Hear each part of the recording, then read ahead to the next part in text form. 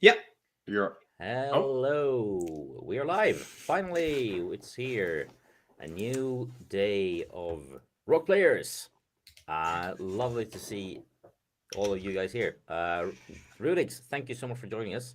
You're the first guest to show up today. We will have some more dropping in as the show goes along. Um, and also my favorite co-host. Well, my only co-host Yeah. today because Martinez is not here. Martinez is also my favorite co-host. I knew Ninja, it. welcome to the show. Hey, welcome. Thank you. Thank you, Bjorn. It's a pleasure. It's nice being one of the co-hosts, and yeah, looking forward to attack the subjects that we have today. They're very interesting. Something that I was really into in the past. So yeah, it's gonna be very fun. Yeah. Um. I mean, let's just start with you, Rudix. What have you been playing this week? oh, wow. What have I been playing? That's a loaded question. There's so many games I get into on an average week, but this week I've been playing a lot of Elden Ring. The new DLC hype really got me going on that train, so I've been trying to get through the game on PS5, as I originally had it on Steam, but to run it, I had to do everything super low settings. And I always had somebody in my ear guiding me, so this time I just wanted to take a blind approach. And so I've been playing through it. I beat Godfrey. I'm on a roll, and I'm streaming it. And somebody's like, "Hey, can you help me?" A random person comes into the stream and says, "Can you help me with this boss? I'm having a lot of trouble with. It's very early on." I'm like, "Absolutely, I'll help you out." I jump into their world. Boom! This guy dropped 60 million ruins. Like, What? so many ruins, and I'm like, Dang. what is happening? He's like, haha, I tricked you. I'm like, what? I went from level 60 to 291 in my 30-minute stream. It was just insane. It was insane. Nice. And so now I've been calling it the Connor effect. It was a really cool thing that happened, and now I'm just blasting through the content. Like, there's nothing that can stop me. That is So so having a lot cool. of fun there. And then on top of that, I'm a Destiny 2 career player, so always looking for that light level. Got a couple armor pieces up today. I find it to be a good game because it's never ending. I can always like rely on that game when I'm not sure what to play to jump into and just enjoy myself. I actually jumped into Rock's game yesterday, and then he loaded up the biggest, hardest last mission ever. And I'm like, oh my gosh, okay, Rock, I guess we're doing this. I had no communication with him, just watching the stream.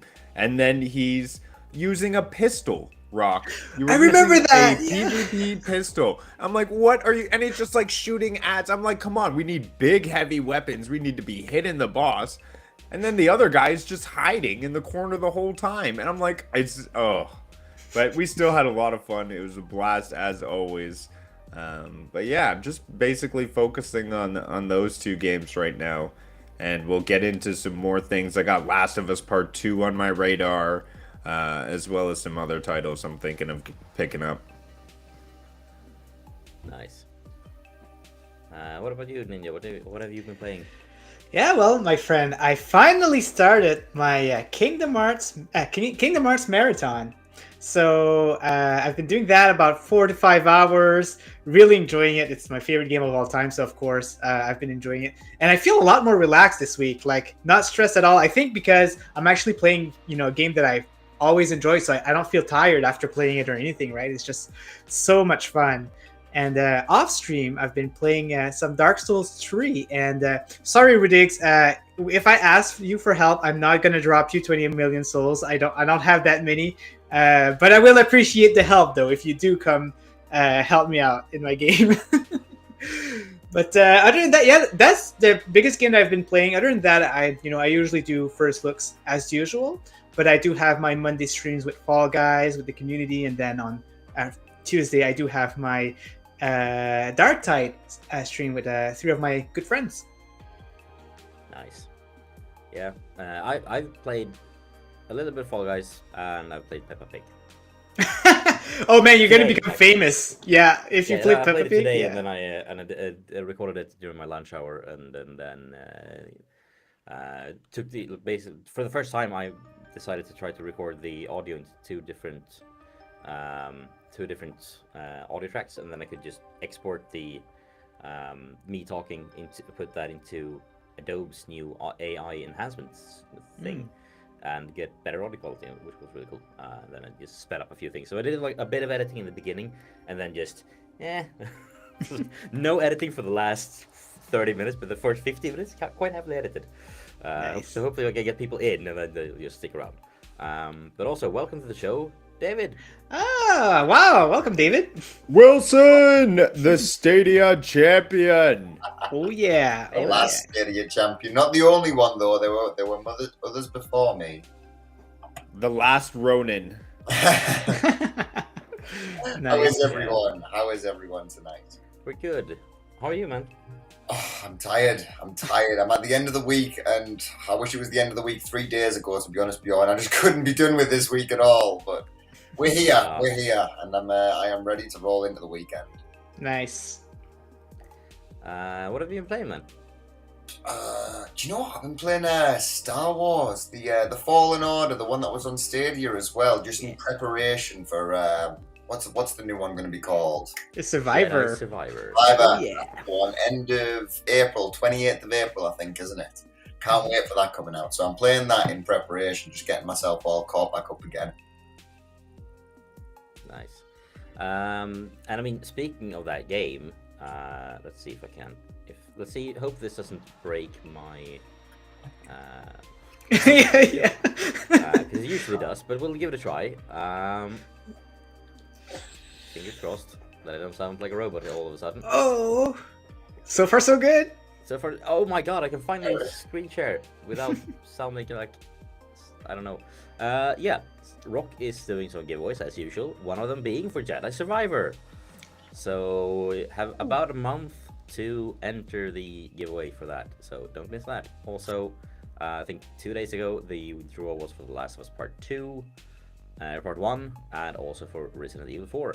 So the mega giveaways is currently one mega giveaway with Jedi Survivor, but I also heard him mention today on the on Rokk Around the Clock that we are getting a giveaway of This is Dreamlight Valley later today. Yes. Tomorrow, which is a game Vet is going to join hopefully whenever he can get his ass out of that game, because he's playing it currently on stream and he's having a blast. I was in there before jumping in here, and oh yeah, he's still hanging out with his new little crew. He seems to have gathered like a bunch of new people around him, hasn't he? Just out the middle of nowhere. Hats off to him for it, though. I'm yeah. over the guy. Yeah. Over the moon for the guy.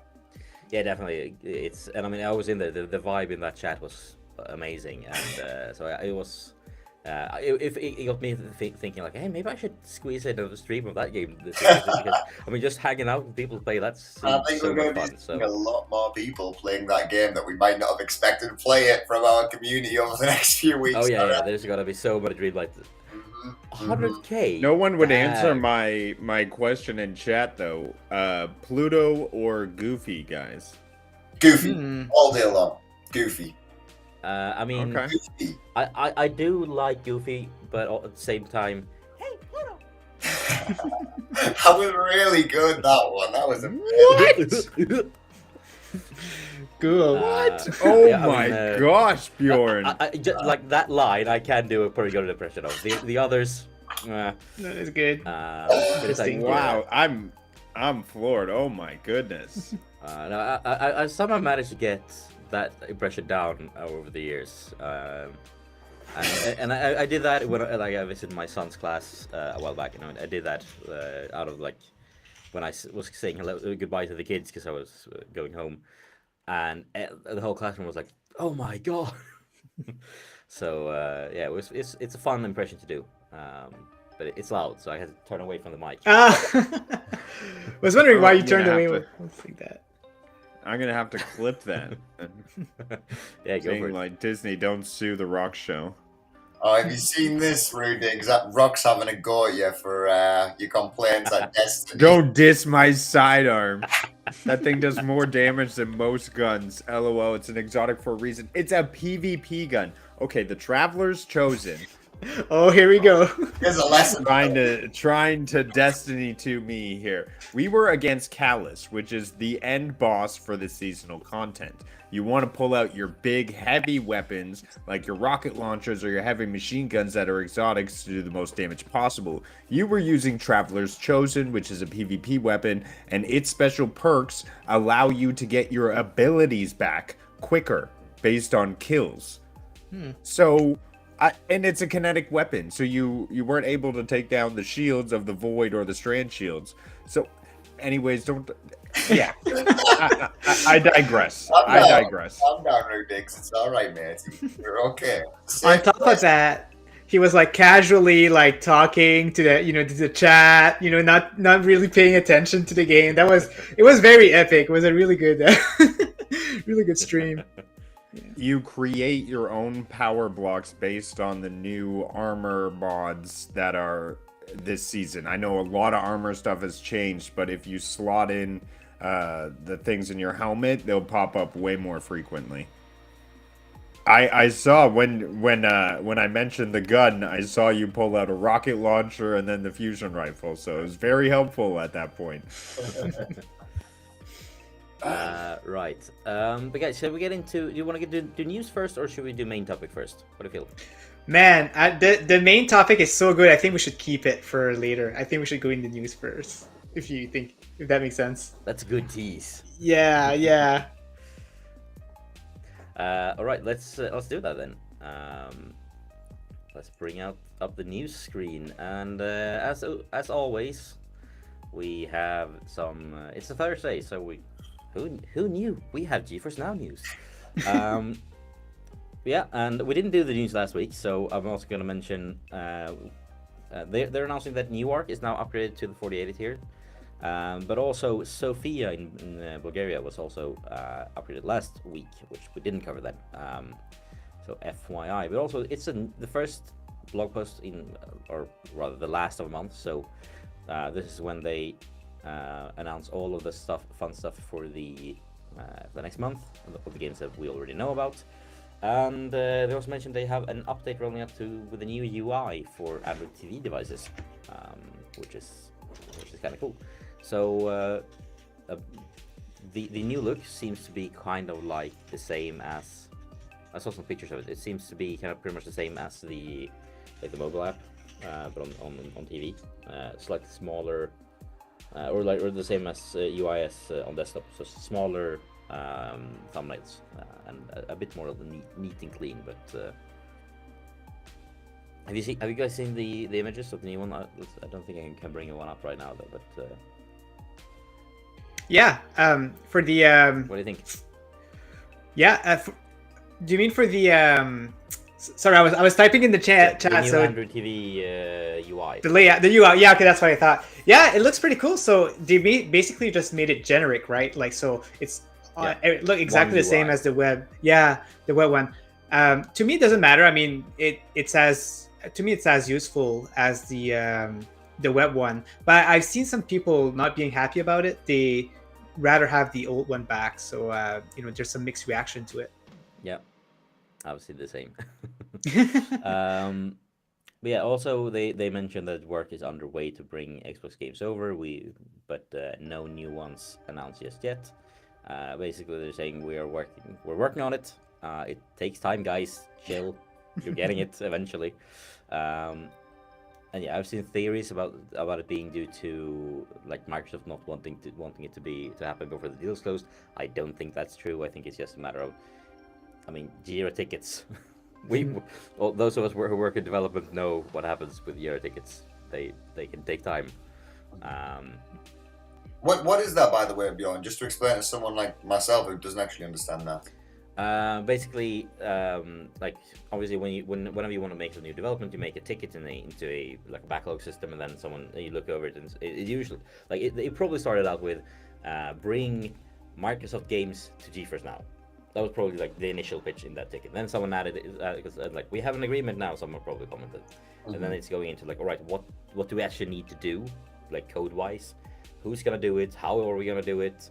All that needs to be decided, and then it needs to be planned into the next development sprint, which is like over the next 2 weeks, these 3 people are going to work on it, and hopefully they manage to get it done in time. This was probably also going to involve Microsoft to some extent, so they got to need to collaborate with them to make sure that like everything is syncing up. I'm guessing like implementation of these games is probably going to take a couple of weeks. Like, keep in mind the first early in the month. I mean, initially when the deal was signed, it was like, we've signed a deal now. This deal didn't exist like a week ago. What do we do now? Yeah. So, like they have some ways to go. I feel like they, after they signed the deal, they announced it like very close to when they did that. Yeah. So they probably didn't have anything done yet. 3 days after the deal was, like, the deal was initiated, like it was a thing. 3 days before they announced it, they signed it the same day as they announced it, something like that. It was very much turning a corner and having to figure out what this side of the street looks like now, like completely. Yeah. I mean, they need to figure everything out. So yeah, it's gonna take. I mean, they're gonna have to, like, development teams on both sides are gonna have to do some things. We know that their onboarding is a bit like they're doing a lot of testing and everything with the onboarding. It wouldn't surprise me if this is like while they're also doing that for the Steam games and making sure, like, all right, so Minecraft or Minecraft, which Minecraft version do we have? Should we have? How would we, like, what performance do we need for it? Like for Halo, or like the Steam version of Halo, that should be the easiest to bring out over, right?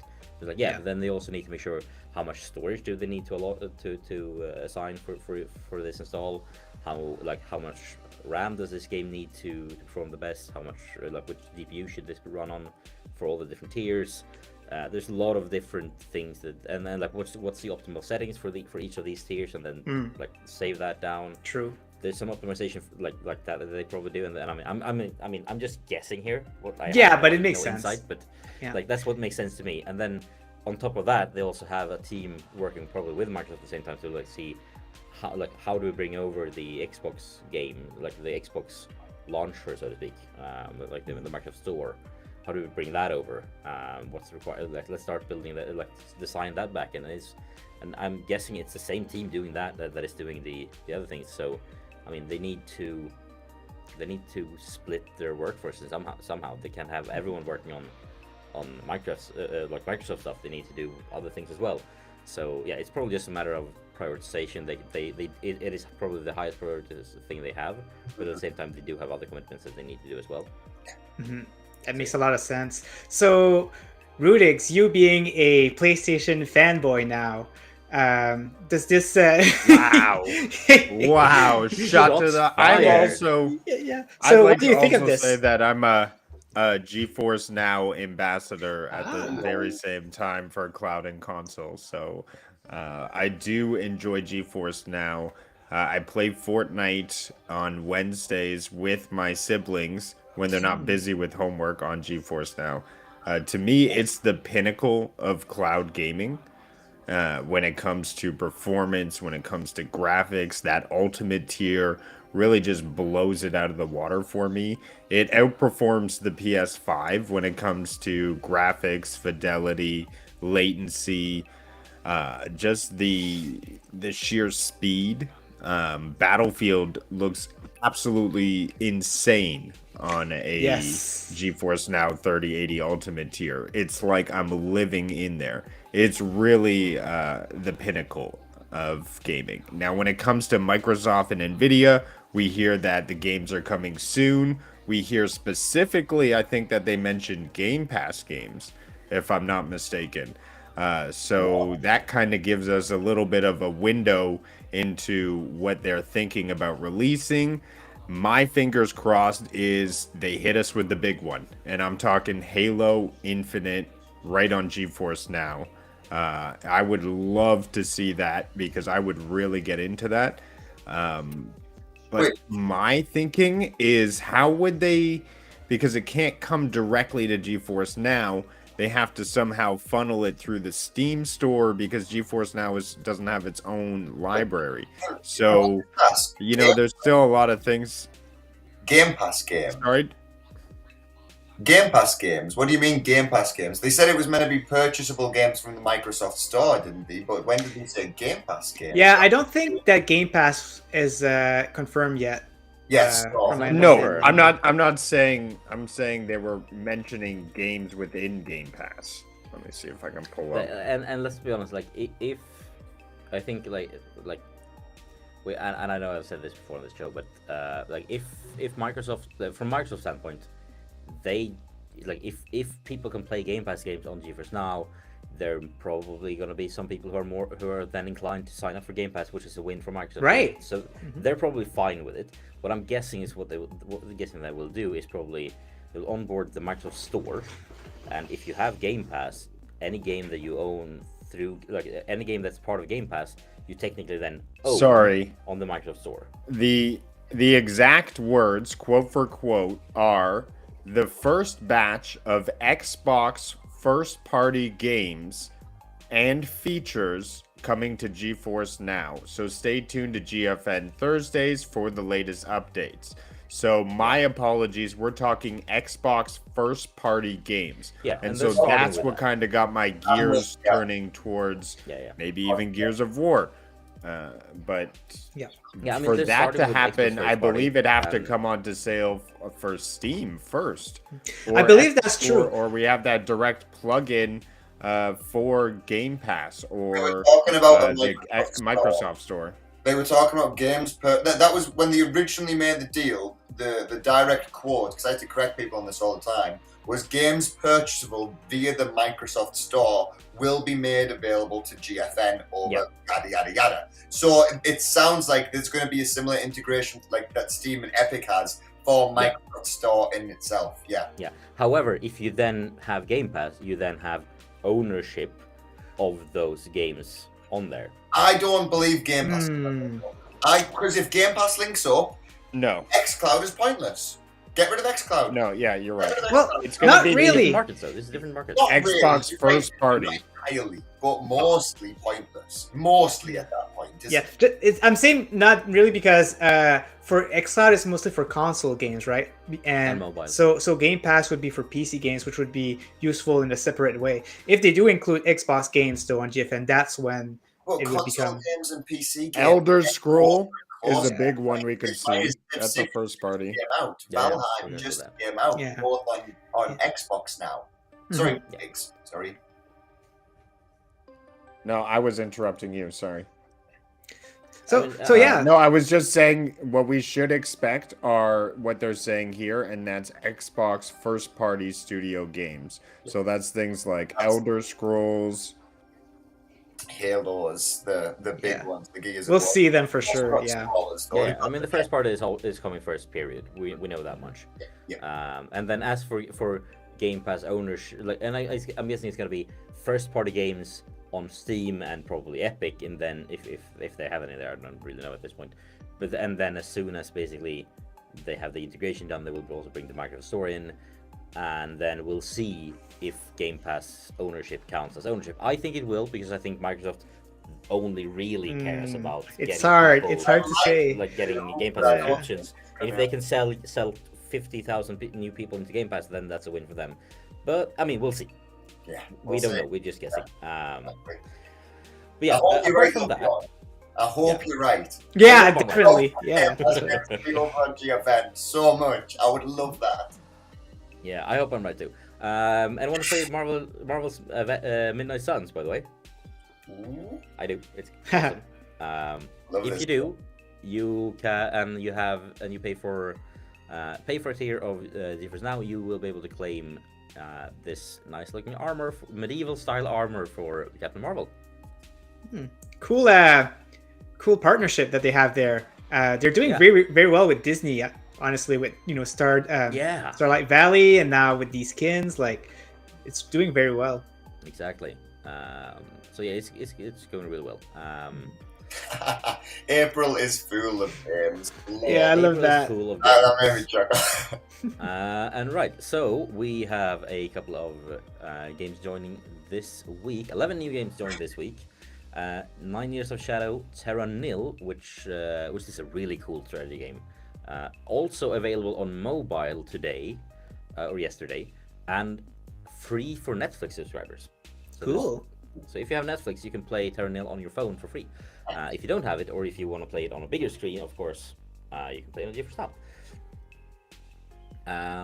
So yeah, it's a really cool like reverse city builder. Basically, you try to it's post-apocalyptic, and then you try to basically make the world green again by placing down buildings and managing your resources. So yeah, it's a cool game. Can recommend it. Gripper, Small Land, Survive the Wilds, the weird Cthulhu fishing game Dredge. It's co-dropping. Ravenbound from.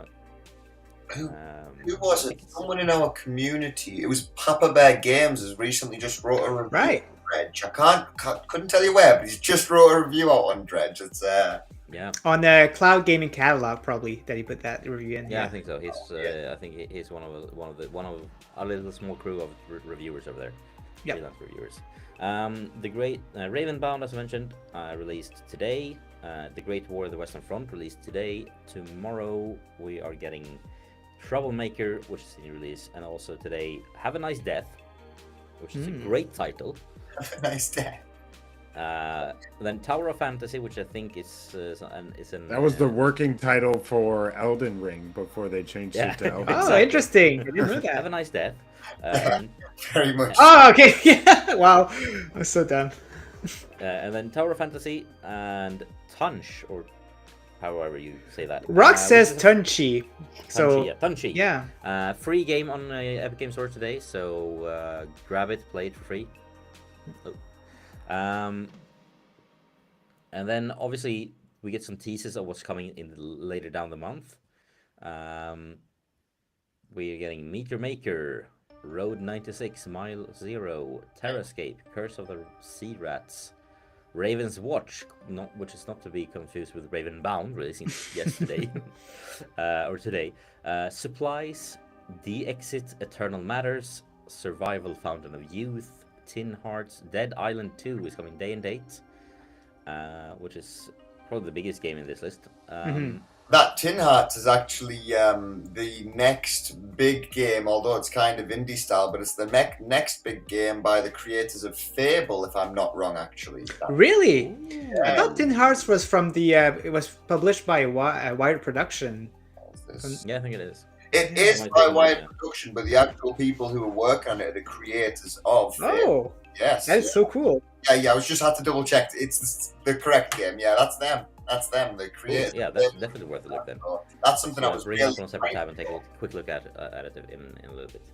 And then we're getting also After Image, Ruse of Pasha, Bramble, the Mountain King, which if anyone likes like creepy horror stuff, I don't, but I'm gonna recommend that game based on just the looks and the concept behind it. It's basically like folklore from my area of the world, like the creepy stories that people told each other here in Sweden and Norway and Denmark, like 200 years ago.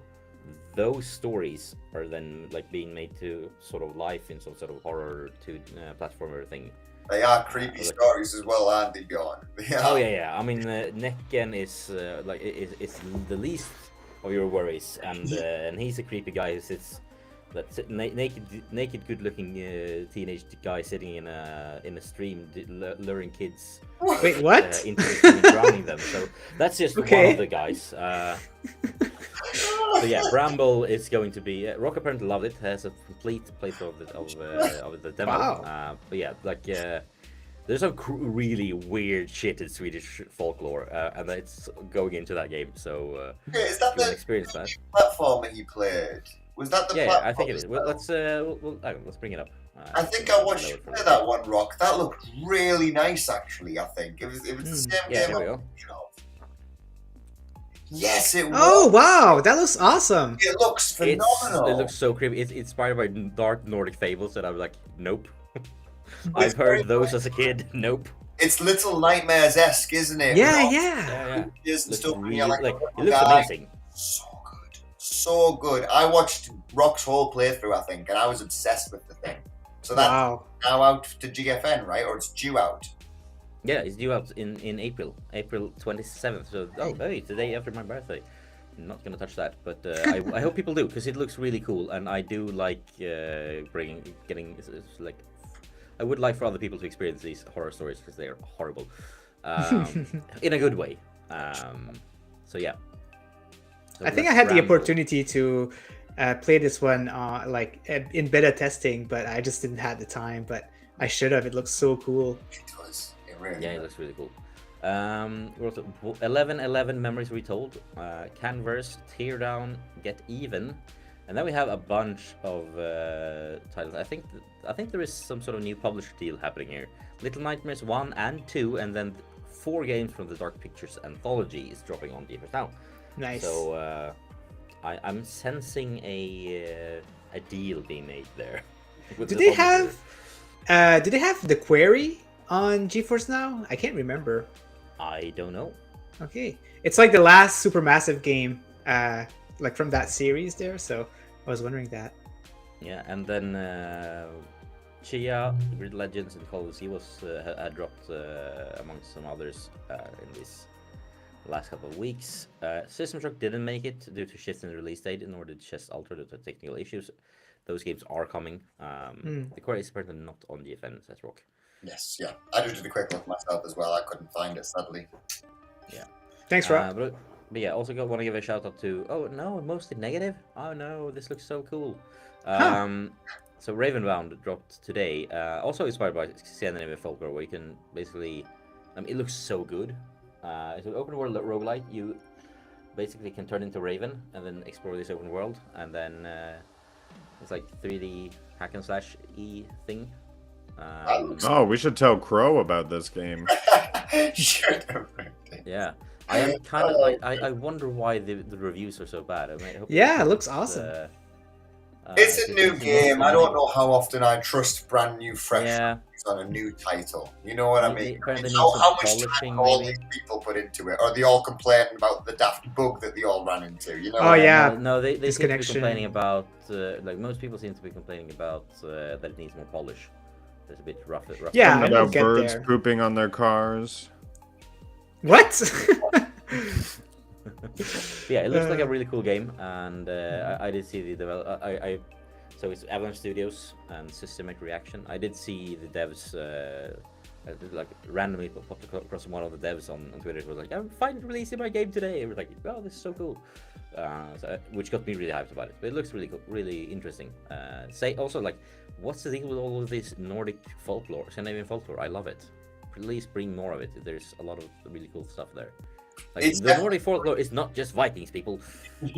It's becoming its own niche in gaming, though, isn't it? Scandinavian art style and delving into Scandinavian histories. Yeah, I am looking forward to trying to get a like all Swedish or all Scandinavian panel someday. It would be really fun because I mean, Scandinavia is a powerhouse of game development. Yeah, we also talked about Tin Heart, which was from the makers of Fable. Yeah, the team that members of the team that brought you Fable. There we go. Have formed developer Rogue Sun, published by Wired Productions. Yeah. And yeah, dropping in 20 days, 21 days. Lots of people was anticipating this title. I've heard a lot of people talking about it, so that's pretty cool. It's an immersive narrative puzzle adventure game. I'm down for that. Yeah, very cool. One that I think Rudix might be enjoying, it's Gripper. So they announced that one on GFN also. Again, with the shots. Ninja, I don't know what you think I do in my spare time. Hey, I'm trying to recommend some good games to you. Come on. No, but this is really cool though. Like, it's like a fast reaction boss rush type of game. Yeah, and it's very right away it gives me that the Hyperion. Remember that from Tron? Not Tron. What was that game called on Stadia with the high Tri-6 Infinite, right? Tri-6 Infinite. Yes, the hype that gives me that vibe. I loved that vehicle. But yeah, it looks really cool. I've always wanted a motorcycle in my everyday real life, but my wife has said, no, you're not getting a motorcycle because I don't want you to die. And I'm very Well, you can clumsy, run- she play- says. Yeah, you can drive them in video games instead. It's fine. Yeah, so this is the there's a closest demo. I'm gonna get. Mhm. I mean, Oh, there's a a demo. demo. You can try it out before you buy it even. I'd love to see that. And is Yes. this, yeah, this is GeForce Now coming out later this month, so Well, didn't it come pretty out? cool. Was it later this month or was it already out? 'Cause the game Does that release say, is- oh, it says March 29th, so it's already yeah, out. so the game is out. We Nice. don't know if it's on. I've already closed the tab, but I think it might be out on GFN already. This is on the GeForce Now list. Yeah, then you can bet it's out there. So hopefully the demo is available on GFN as well. Oh, that would be I cool. really should use that more because there's a lot of games that have demos on GFN. So you don't you just click it, try it out. If you like it, go to Steam, buy it. Really? Yeah, they have a whole demo section. Something I've never bothered checking out, and I probably should. Demo song. Well, let's see what's in there real quick. Oh, wow, the So- Gripper game has ray tracing. Oh, damn. It does. It does. So, yeah. There's there's a category called demos, instant play demos, and then there's 18 games. There So we go. these games have like instant play demos, whatever that means. And then I don't know if there's any other demo category. I think that might be it. Hmm. Yeah. So That's instant play definitely demos. starting to bulk up now, though, aren't they? That library's filling back out again. Yeah. Definitely. Mhm. Another library that's filling out. Boosteroid's libraries has been filling out. They get grabbed. Was it like 5 games last week, and then another 5 or 7 this week? Yeah. And on top of that, also released a WebOS TV LG TV app, Nice. which is out now. So you can now play on your natively on your LG TV. So just connect your old Stadia controller that you probably had lying around, converted to Bluetooth, connect it to your TV, and you're good to go. So yeah, good to see. Joins the ranks of some other recent additions to LG. Yeah. It's good to see Boostroid getting bigger out there and not having to go through the worry, or not going through the worry yet of what we all thought it might go through. You know what I mean? It's nice to see it not going through that challenge as much as we thought it could. Yeah, no, definitely. And speaking of Boosteroid, they have also created an NGO to support and develop IT products in Ukrainian video game industry, with support from, among others, Microsoft, to basically help rebuild the country in a sense, and rebuild the economy, which is really good to see. That sort of thing should always be applauded. I feel. No, definitely. 110%. Well, let's just take a quick look if there is what games were on there. So they did have. Oh right, yeah, there we go. Since last I looked, 27 new Oh my games gosh! added Wow. There you go. to the library section. Some of these was probably last week, maybe the week before as well. But like just some highlights in here: Wulong, Fallen Dynasty, There you go. Octopath Traveler 2, and these are in the library section. So this is not even the install section. This is just click and go. Sons of the Forest, Planet Zoo, yeah, Forspoken as well. Big titles in there. Big Yeah, titles. and a bunch of indies as well. Yes. That's what differentiates it from GFN, right? Like it just have a lot of good titles also that are not on the other, so they complement each other very well. Yeah. I mean, if you have both GeForce Now and Boosteroid, you're pretty much like you can probably play anything dropping on PC Yeah. almost. 80-90% of the games that Yeah. are released you're getting covered for. It's almost as if having a PC or console at that point. It really is. Yeah.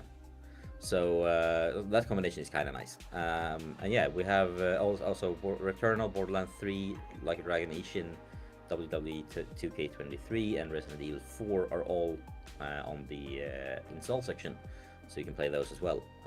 Apart from the other classics like Marvel's Midnight Suns or Hogwarts Legacy, which is what I'm spending most of my time in right now when I can. Ninja, have you ever jumped into Returnal before?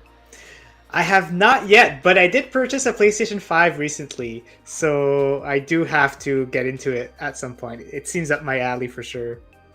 It looks Anytime you want to get into it, I would definitely jump into a co-op with you. Oh, 'Cause there's you can have- co-op. Cool. You can have somebody come into your world and help you out. So anytime, man. It's an amazing game. So I'll make good sure. and incredibly beautiful. That's awesome. I'll make sure to take out my handgun and just shoot people in the head and not take out my my bigger guns. With Shots you. fired again. Yeah, a good question, Rock. I don't know, but I think, or rather, I'm pretty sure that the reason behind the Rock. don't quit, Rock. I'm pretty sure that the reason behind the fact that there are no thumbnails is license things. Weird license things. I think these blue boxes are probably to highlight like why is Hogwarts Legacy for Steam blue and Midnight Suns blue, whereas others are like dark blue. It's probably a matter of like, hey, look, we have this. Look, like, because immediately your eyes are drawn to that. Sort of like UX design wise, that seems to be to me like very much like a look here what we have. Look at our shiny thing, rather than anything else. And then so which you can't deny how much of a shiny thing Hogwarts Legacy is. I mean, that game has blown up in terms of charts, hasn't it? It really has. Oh yeah. I think it's probably still topping the charts in the UK. It's took the gaming world by a storm. I'm still dying to get it. I really am. And I get it. It's super good. Like, I'd be super curious to know, what's the idea behind these two sections with the install and the library. I understand, like, to my knowledge, is basically like the library things is like here there's a clear there's a clear not only a license but also like they have done some optimization work. They have like basically done the same thing onboarding that GeForce Now has. Whereas for the others, as far as I know, I think the install section is more like there is some sort of license, some sort of agreement, but mainly it's like you are these games are preloaded to the a shared hard drive space that they then download the game from to your so you basically through here you just play a virtual machine. So you rent a virtual machine from Boost Storage and then you can play whatever you want on it essentially. To make it easy for you, they prep and prime some of these things for you. That would make sense. So that's the difference. Like the library section is properly onboarded. They've made sure which settings you should use and everything. Whereas the install is basically just you do that. So the other section reminds me of almost like a Shadow PC plugin. Perhaps that's how they're pretty much doing it. Makes sense. But before we speak about Shadow, because we are speaking about Shadow next, Ant, hi, how you doing, man? What's up, guys? How's it going? I got real busy today at work, and so I didn't get to tune in. Could you guys give me a recap so I know where we're at? We've covered GeForce Now. We've covered Boosteroid. We're about to cover Shadow. Cool. All right. Yeah, as soon as I got in the car, I didn't even listen. I just jumped right on. Yeah, good. I like to hear it. Hi, Ant's hat, says Rokk. Or yay, Ant's hat, says Rokk. Yeah, hope you're good, man. We'll keep going, and you can just chime in as usual. So I missed this. Cool. Back at GDC, which was technically last week, but I just noted this recently. Shadow actually announced two new tools designed for game creators, what they call the Echo Session and the Virtual Booth. They had trialed this with Bandai Namco, which used it on both Little Nightmares 2 and Elden Ring and One Piece Odyssey in the PR campaign. So basically, when instead of flying people over to a central location and having all these influencers and press try the new game, or instead of doing things like shipping out copies to these people and hoping they don't leak anything that they aren't allowed to and things like that, they just go. There's now a service for business to business service for through Shadow that game devs can use to basically do the press demos or QA testing through Shadow. So basically, I know Stadia had this sort of thing, and when that close, I guess devs were like, "Hey, that was kind of nice," and Shadow was like, "Yeah, we can totally do that." So that's now it's now an option for game developers around the world to use Shadow to do QA testing, but also to do PR stuff to simplify things for them. So the Echo Session is a flexible multi-session solution for game previews within a controlled environment, whereas they can the QA team can then look at the playtesters' screens all at once like this. Which seems really useful if you're basically. I mean, it seems like a Zoom meeting where you can look at 6 game sessions at once and see where they get stuck and everything. And then the virtual booth is basically that's really cool, like a Stream demos. Connect. Yeah, and then launch demo, and you click that, and you can. So basically, cloud-powered demos as a PR thing is coming from Shadow. So these are very much geared towards developers and whatnot, as well as just your general consumer. It's, that's really smart of them to integrate both sides of the market like that. Because now they're not just appealing to people who want to get a Shadow PC to feel every single ounce of gaming that they can. Now they're appealing to people who are trying to build games and test out their games. Really? Yeah, and I mean they do have for enterprise, and then they have enterprise solutions. And things like that. So yeah, it's I think Shadow is really one leg is in the game cloud gaming space, but one leg is also on the business to business. They're a power tool for game devs and just developers in general. I mean, if I was running, if I was living close to one of these data centers, I know the one in Frankfurt. They have here in Europe. They have 2 in France. And a couple more. If I was living in France, I would probably be, and I was entering a startup, I would probably buy a bunch of cheap Chromebooks, and then good idea. And then basically just say sign up for the business solutions with Shadow, and they just go, hey team, here's your cheap ass computers. Here's Shadow. It's pre-installed. Just click here, and you have whatever performance you need. Yeah. Essentially. Why buy $3,000 developer laptops for everyone when you can just do that? Oh yeah, it could be a massive saving company-wise. I mean, we already know someone in the community, Ray. He used to use Shadow for gaming, but he also used to use it for his work as well. He used it for both. Yeah. Wow. It's a super adaptable thing. I mean, it's a personal, powerful PC that's in your pocket. You know what I mean? Not I don't know these, but it's. Is Shadow PC renting a PC, but aimed at gamers? That's the way I understand pretty it. much, yeah. So you can still do anything you want, right? If you just want to look at spreadsheets from work and all that, you can still do that? Yep. Okay, cool. It's pretty much because you could do shows like this, right? You could go into Shadow PC and then stream, right? You go in Shadow's PC and use Word documents. So when I think of something that's geared towards gamers, it's GFN or Boosteroids, but Shadow PC, like you say, it does everything. It's literally a virtual PC. And so if you want to play games, cool, but you could get Shadow and never touch games, so that's pretty amazing. And I think that's why it's so expensive too. People got to realize it's not just gaming, right? They didn't just make a little sliver section. Hey, this is you use games. No, it's people using it for stuff that not even games. So it's if you think of buying, and, So if you think of when people say, if you was to buy a PC to be able to have a 4080, how much money it costs? Well, if you think of Shadow, it's not just that graphic card. You want to play games at that graphical fidelity. It's like Shadow, if you want to have a PC that could do everything and not just gaming. So you got to think of it. That's why the cost is kind of high. Mm.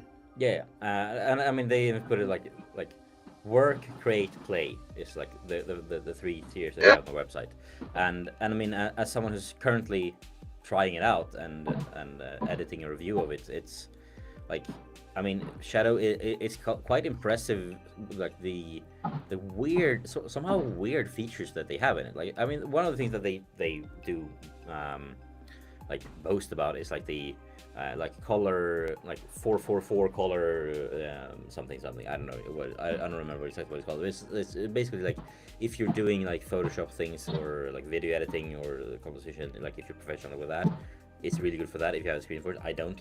But one thing I did find really cool was the fact that you could, basically connect any, like if you connect your session from a second PC or from a TV or a phone, it will ask you like, do you want to take over the session, or do you want to connect this as another like a separate screen in Windows? So basically, you can have use 3 laptops side by side, and have like a three screen setup. And it's gonna act as one single PC. Oh wow! No, that's really handy. That's really just giving you that optionality. It's just a little daft thing, isn't it? But that extra optionality. Yeah, and I mean, I've even tried using doing that with my phone and the PC, and then basically just mirroring this, like selecting Windows, like just mirror the screen so it's the same on both of them. And then I use my phone as a trackpad. Oh wow! And it works. That's so clever. So I'm looking forward to that review. So yeah, there's a couple of really cool features in there that is really interesting to use, and also they support Oculus Quest if you want to do VR stuff but don't have a VR.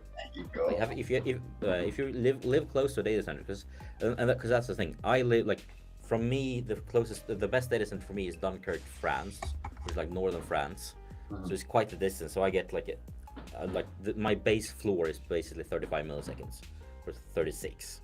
And then it sometimes spikes up to like 45 or something, which means the latency compared to Booster and GeForce Now, who have data centers here in Stockholm, Sweden, it's basically like just next door. It's like I can sometimes notice latency on Shadow, but at the same time it works so well. And also, I mean, just yesterday, my wife was she's doing her master's thesis, and it's like one of her teachers were like, yeah, you should use this this really handy tool. And we looked at it and was like, it's only available for Windows, and she has a Chromebook. So I installed it on Shadow, and I installed Shadow on the Chromebook, and you just click here. Those little work PC. Well, and it worked. So it was we solved the issue. Nice. Yeah, I really like Shadow. It is bloody expensive though. I mean, $30 a month for the base tier, and that doesn't give you, and that gives you like the, let's see, I think if I go to, where can I see the power tier? It basically gives you a 1080 GTX 1080 equivalent PC. Right. And then you can upgrade to to the power tier, which gives you like a 3080 or AMD or 3070 or AMD equivalent, and like really good AMD CPU and everything. But then that's another 15 on top of that, so then like $35, and then or $45 a month, and then you can that's only with I think 256 gigabytes of storage. So then you would need obviously more storage, probably after a while, unless you're fine with just 256 gigs.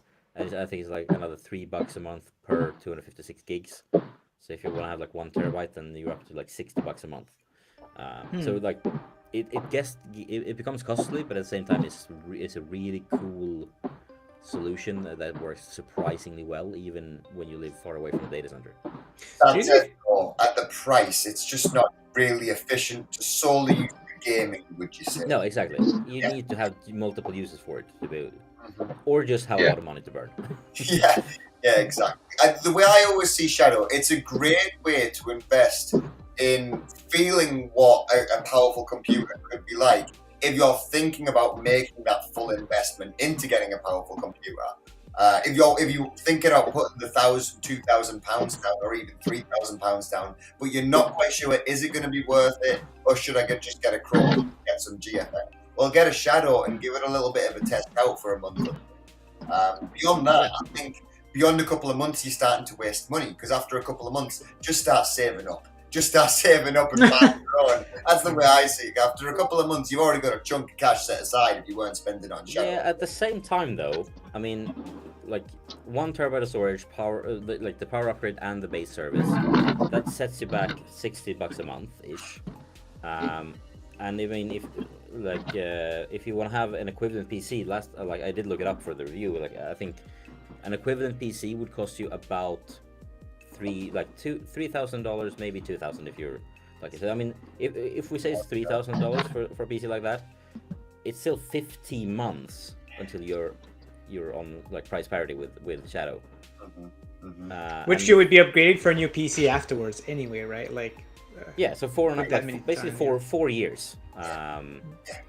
So yeah, yes, it's expensive, but so is a PC with the same amount of power.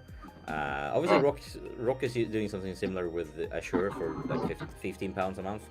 I'm guessing that might not be like gaming grade, but maybe it is. So maybe there's other ways to do it as well. Or rather, I know it is. I don't know what price is. I think that's most like pay as you go. So might be cheaper, might be more expensive. Yeah, there are definitely options other than the ones we usually talk about, like Boosteroid and GeForce Now and xCloud, and there are more options. Not to forget. I would love to keep chatting, fellas, but I'm going to get myself off. As you can see, it's getting quite dark out, and I need to get myself some winks while I'm on a good schedule. No worry, man. But all right. I'll join you another time, and it's been fun having the time with you that I have. Yeah. Thank you, David. Thank you. Take care, everyone. Take care. Later. The last Stadia champion. All right. Cheers, man. Yeah. No, but Shadow seems like a something that might be good for my company. Actually, they've been. I'm in the work on getting a new laptop, but I mean, I might look at that option too because I do need something powerful. Yeah. I need something with a lot of RAM. So as long as Shadow can provide that, then I'd be good to go. Specs, check where, check the closest data center, try it out. Definitely, for the company, it's definitely worth if we try that out for a month or two, and if it works well, then maybe we can save, not have to buy a new computer.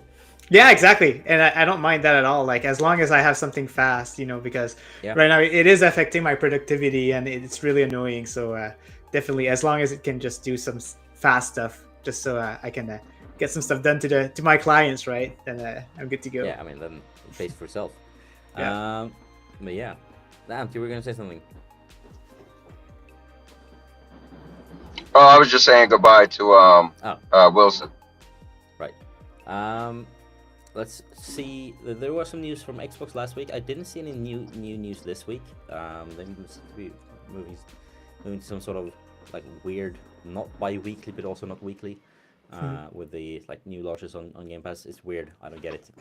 Ni no Kuni 2, Revenant Kingdom, the Princess Edition it arrived last week, but it arrived day one on Game Pass.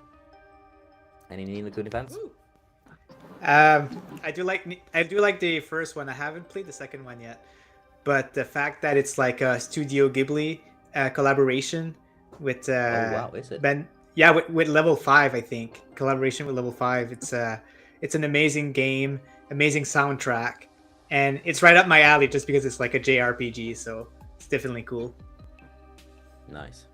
Yeah, I've been meaning to check it out as well, but I haven't gotten around to it. And I mean, it's a $60 I always title, felt, because I didn't grow up in the Japanese culture, these JRPGs, or whenever I see the Japanese anime, it's very hard for me to relate and get immersed in the content, and I think that's just because of how I grew up.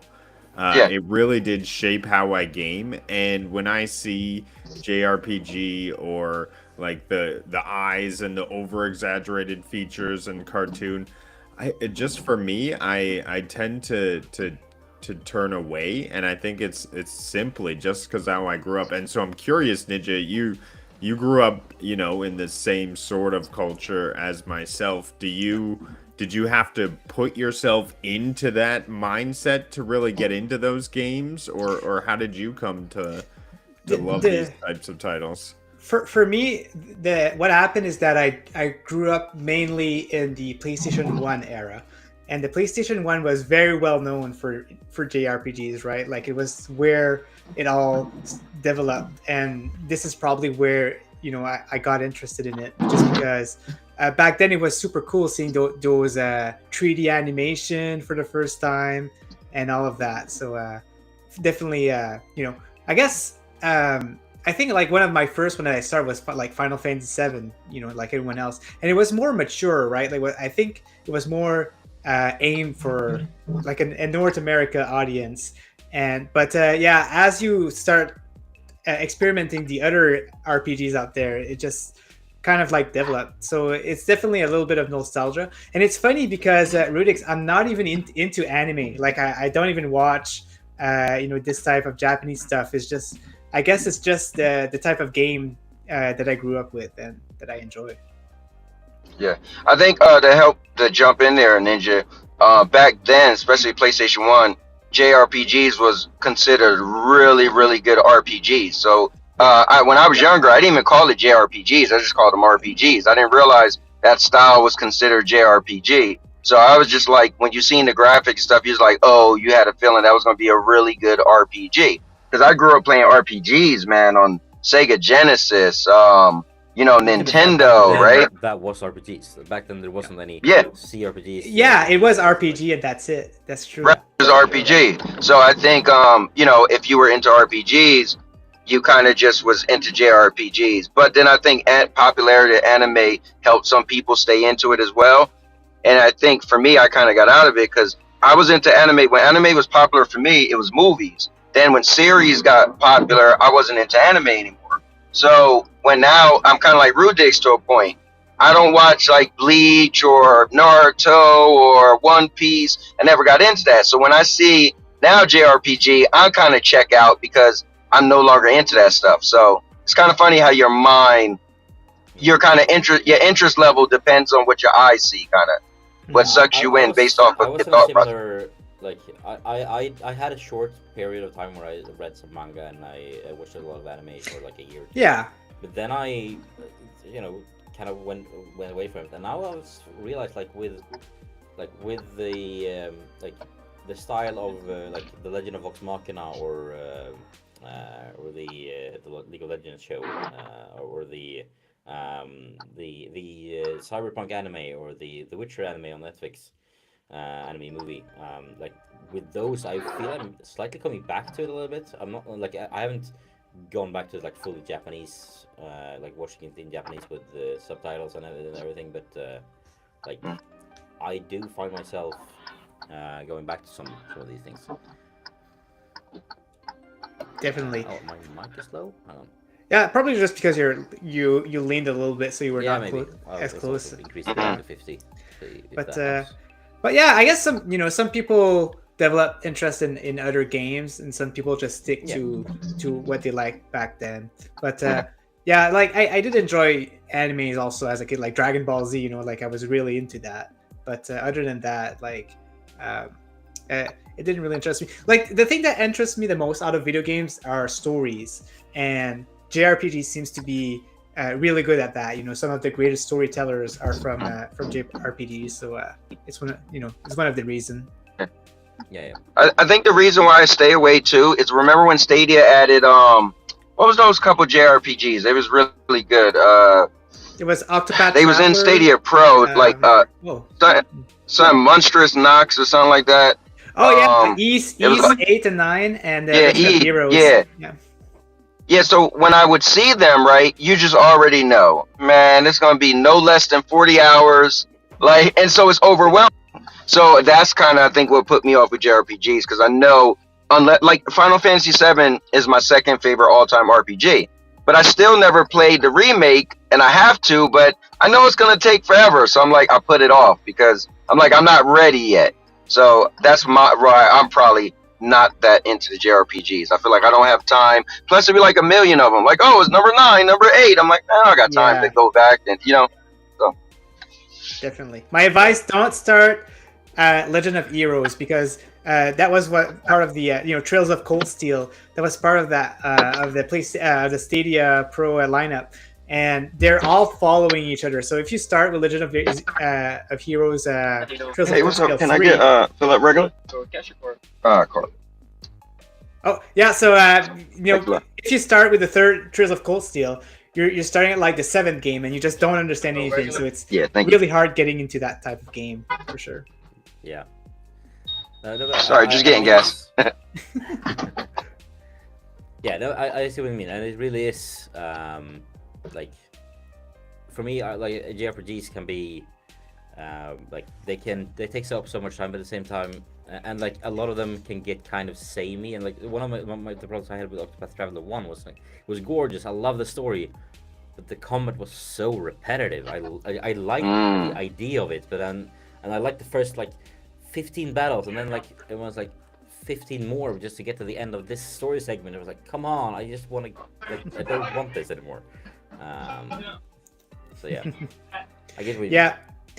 Like, and you know, if it's way too much Japanese, then I might be, a little bit turned off from it, because you know, I've seen some game where a character always say like the same phrase because you know that's his this one dimension type of character, and that's a little bit less interesting for me. You know, No, I agree. But I mean, at the same time, there are also like the stories are generally really good, and I mean, one of my favorite games growing up, Golden Sun. Oh yeah, Game of the Game Advance. Like I'm still holding out hope for like a Golden Sun 4 coming to Switch anytime soon, like really soon. I know one of these days maybe. Yeah, we also got last week, just 2 days ago, MLB The Show 23 dropped on cloud and console on Game Pass. So I'm gonna say for you Americans, because I mean at least me, I don't. No, I'm good, man. Like baseball. Thank you. Yeah, can we go Baseball's back my into thing over RPG talks there? Like, I want to talk about baseball. Baseball ain't a thing over here. We have some. Do you have self-serve? You're not even getting out and pumping your own gas? Oh no, not in New Jersey. Nice. New Jersey, yeah, New Jersey. Everything is they pump your gas for you. Damn. I swear, it's different in every state, because sometimes I've driven through and it's like, don't get out of your car and pump your gas. Every I'm like, single what? gas pumping station here in Sweden. And then when I was self-serve. driving in the islands of Everywhere. Portugal, I was supposed to put water in my car. And I'm like, what? I didn't know I was supposed to put water in my car. Oh wow. Anyways, And then up here, sorry you to get have, off. Wait, water in the radiator or water in the gas tank? No, like you pop the hood and there's like this green canister and like there's a separate handle for water that you put in the car. And this is because I was driving standard in the islands. Hey Meg, what's up? And yeah, I had to put in water and I had no idea. No one ever told me until I was driving with someone and they're like, oh, you know, you're supposed to put water in your car. Your water level is really low. I'm like, what? You water your cars? Do they grow? What is this situation? I mean, we put in like a special like a fluid mix to for like a window cleaning fluid mix that and like in Sweden, antifreeze. You need that really, like especially in the winter, you need a lot of it. Yeah, the Just, windshield like, with washer, snow right? and everything. So But when it gets wintertime and you put antifreeze in for your heat, so you could put 50-50, which is half water, half antifreeze. Also, if you got a really old battery, you got to check the water levels on your battery in your car. But, you know, maybe those that's are... the thing. Anyway, we also got Infinite Guitars, which is a game I really need to go and check out, because I mean it feels like you and me, Ninja, we should probably check this game out. Yeah. The metal war machines have reawakened, and only your electric guitar can turn their technology against them. Gather up your party and tune up your favorite acts and get it ready to rock in Infinite Guitars, a rhythm RPG featuring vibrant anime-inspired art, adrenaline-fueled mech battles, and a blazing original soundtrack. This sounds dope. Yeah. So I need to take a look at that, but I haven't had time. But it's out, I think today. Yeah, today, on Game Pass. Has anyone heard about the game, or wanted to heard try of it? Because I haven't heard much about it either. Not me either. So I mean, just this description is like, oh, I'm down. So I hope it's good. And and then Ghostwire Tokyo coming to Game Pass on April 12th. Oh, nice. That. That's Now, Again, I it's have access to this on PS Plus, but it's just something about it that turns me a little bit away. I will have to dive into it though. It looks pretty cool. It looks like it's really exploring the boundaries of first-person gameplay. So I look forward to mixing it up. It's just the aesthetic again just throws me a little bit off, but I got to get past myself to get into some good gameplay. Yeah.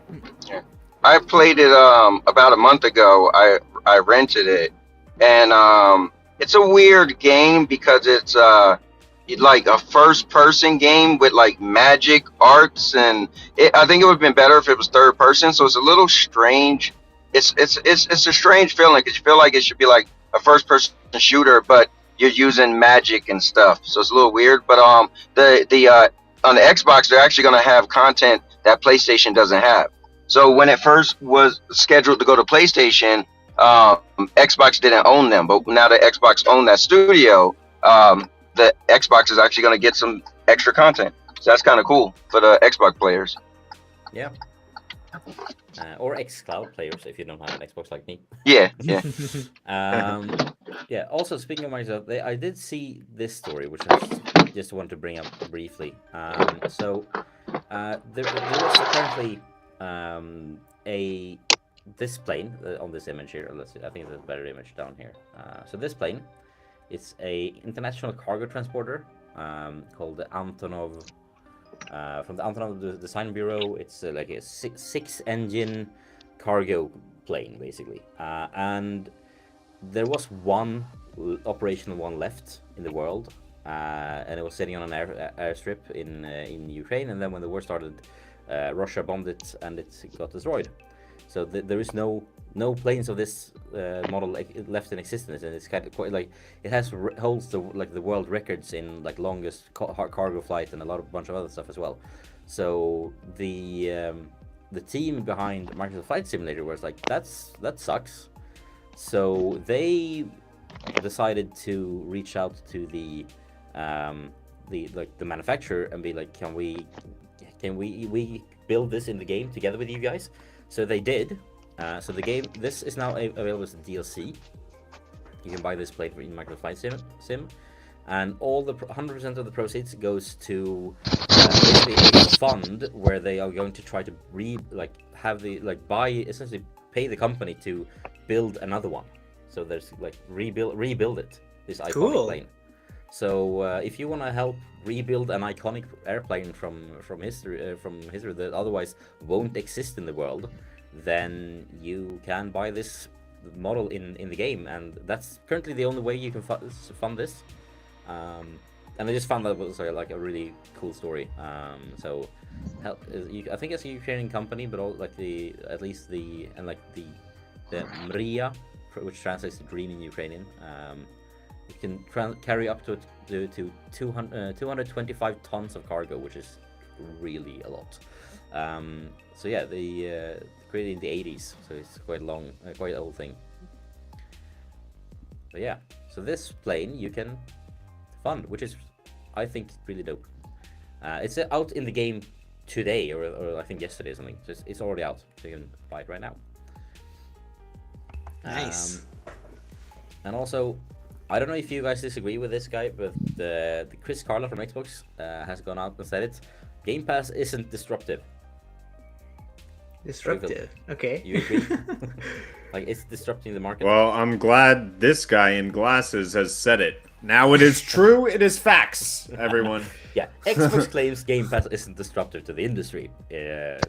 And also says business concerns over subscriptions are normal and healthy, but they will go away. This is nothing weird. Game Pass is not going to destroy the industry as we know it. Everything's fine here. Don't worry. Yeah, Don't look it at us. felt like, I mean, to quote him directly, I wouldn't describe it as disruptive because I don't think it is in the way like Uber came in and got rid of all the taxes in the industry. Like, yeah, but this, I'll say this: the reason why I don't think it's disruptive, it's disruptive to a portion of the business, right? Yeah, is it disruptive to maybe consoles? Maybe, right? Because you can still download Game Pass, right? But I think if you look at everything, video games is just following the same trend. Music went to subscriptions, movies went to subscriptions, television, like everything is subscription now. So gaming was holding out for a very long time, but now Game Pass is making it really, really more prominent. And I think I get the cannibalization of a game sales because Game Pass, like who wants to buy a full game if you could get it on Game Pass for $15 a month? And on top of that, you're getting a bunch of other games, so it makes sense, right?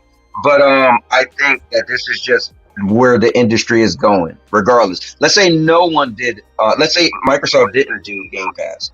At some point, somebody would have thought, hey, let's make a subscription service. And let's not even blame Game Pass. PlayStation has a subscription service. Nintendo has a subscription service. Like everything has a subscription service. So to be honest with you, I think it's standard procedure. Now, will people start will Sony fall in line? Will some of the other companies fall in line and say we're going to do day and date? That's the question. But at the end of the day, it's just it's business. Yeah. The Xbox has always been the first with subscription anyway, right? They're the one who started the. Was that? Cuphead, Canadian success story. That's an indie studio. 2 Canadian brothers created one of the most successful IPs to come out of Canada. God, I hate that Cuphead game. is a beautiful game. I love Cuphead. Cuphead. It is drawn. The music, the characters, the IP spread across the world. I despise that game so much. Sorry. I never played it. Oh my gosh. Don't. You want a rage-inducing game? It's not Disney enough. It's not even that. I can't win. I put it on easy, and then it's I've died so many times that it says here. Oh yeah, there is an easy. No, there's not. No, even on easy mode, there's not. No, there's easy.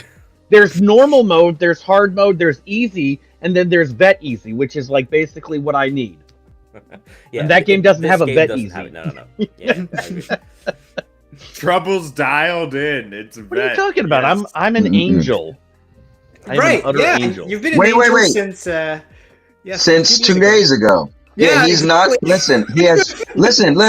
Here's what's funny. I literally was calling him Vet Rage Gaming for months. He finally changed his name to Vet. I wouldn't give up. He said, "You know what? It fits me." I go on his channel. He's playing Disney games. This is just Vet Gaming. I'm like, what? Who is this man? Where did Rage You gotta. Hey, it's gaming. You gotta be able to evolve.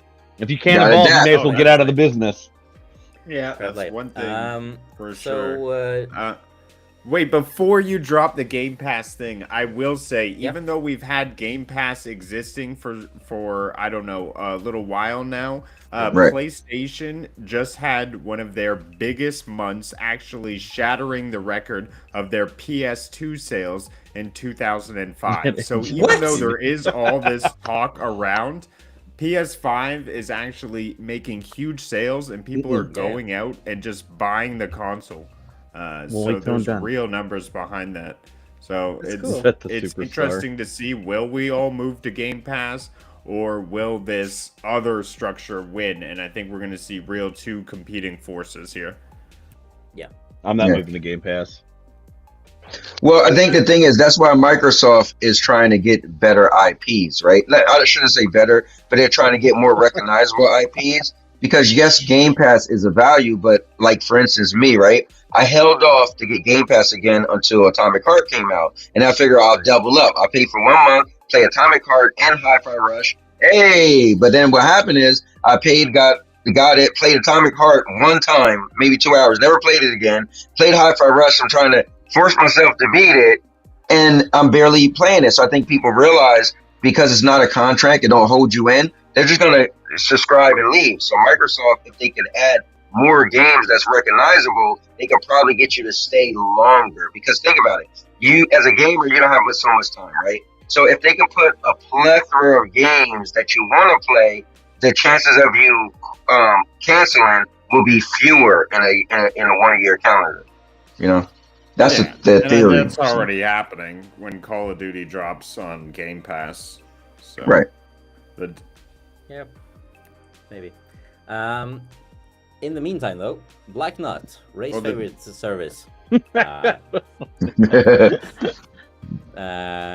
They I was like, Hey, during the Anthony, outro, you got a question in the chat. Oh yeah, what is it? Meg is confused. she's Yeah, basically saying go how was back your- and sit in your car. How the quality there, Brent? Yeah, I don't know. I'm in the house and maybe my I guess it connected to the internet. I don't know, whatever That the is issue is. curious. That is I think a curious. car also has less. But I think it's funny. We're basically audio saying go bounces. sit in your car. You know what though? To be Well, you know what? to be, well, hold on. To be The fair, acoustic that's what is better. every time when you would go live back with Stadia. That's all I Oh, remember yeah. is in the afternoons. You were always in your Yeah. car. I thought On my you lunch didn't have break. a home, or I never thought you had a home or a job because we always saw you in the car. Man. Yeah. Oh, you know what it could be? Oh, you know what it could be? I think in the car, the sound was connected to my car. Now it's on my Bluetooth. Oh, and there I got you my go. hat over my ear too. Yeah, that's probably, So, yeah. probably it.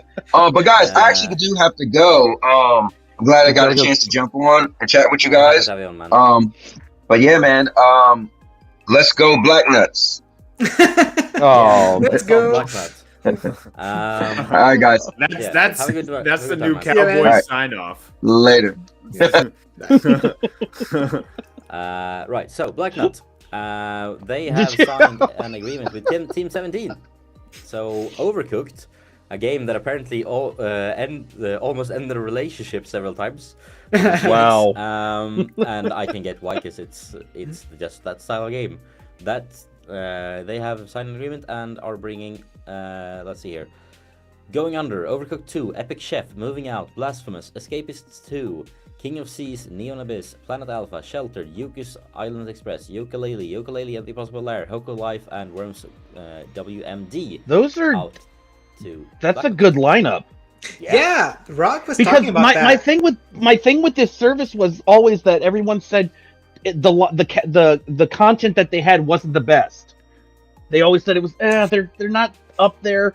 That's a really good lineup of games that they're adding to their service.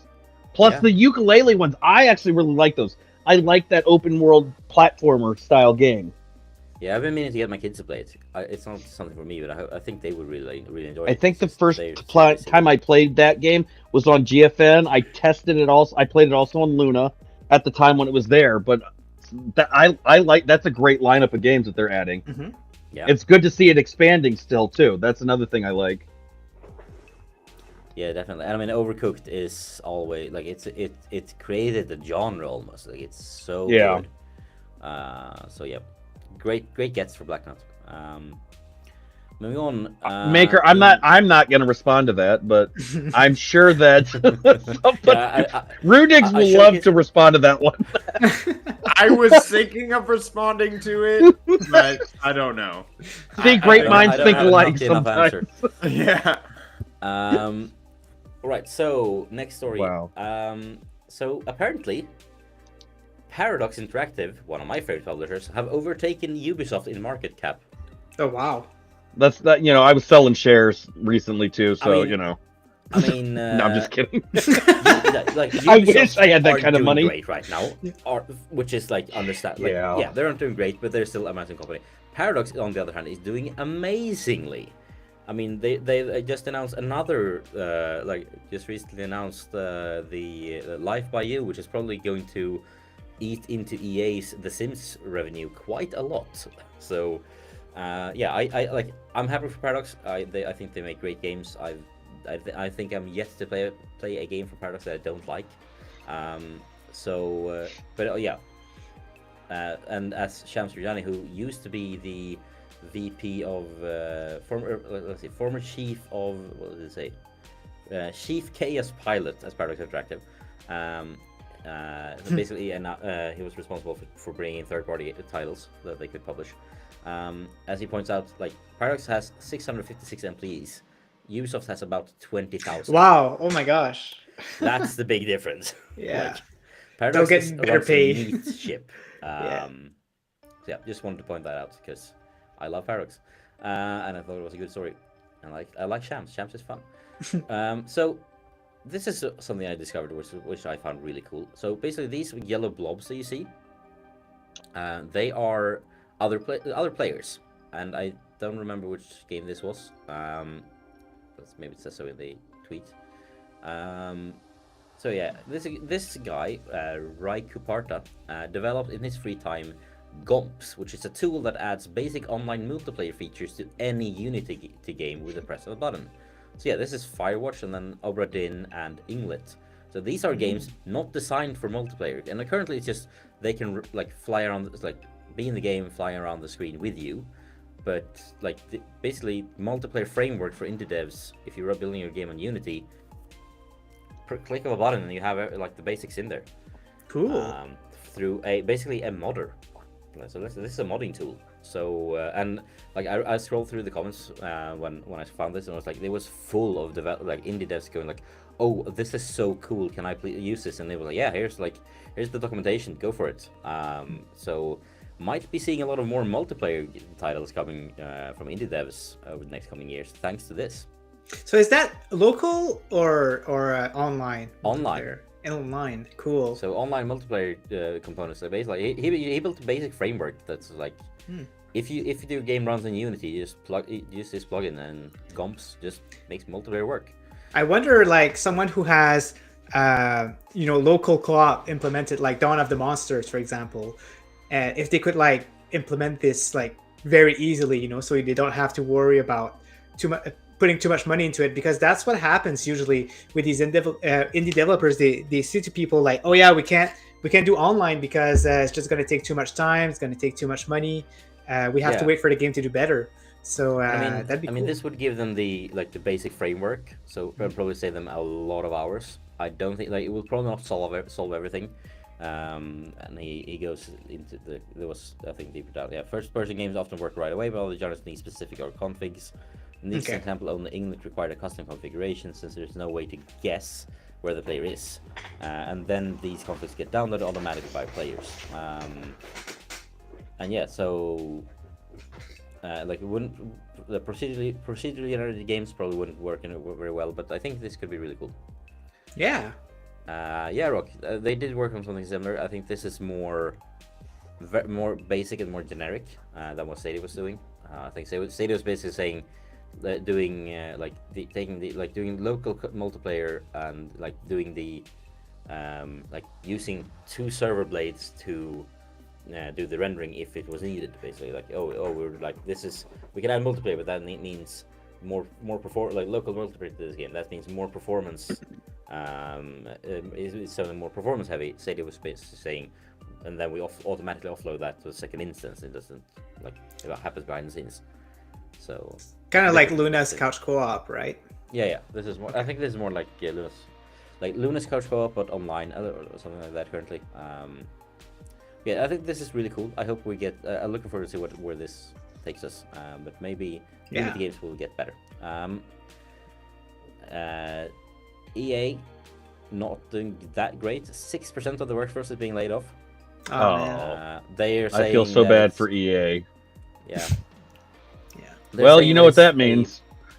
That just means Madden is doomed.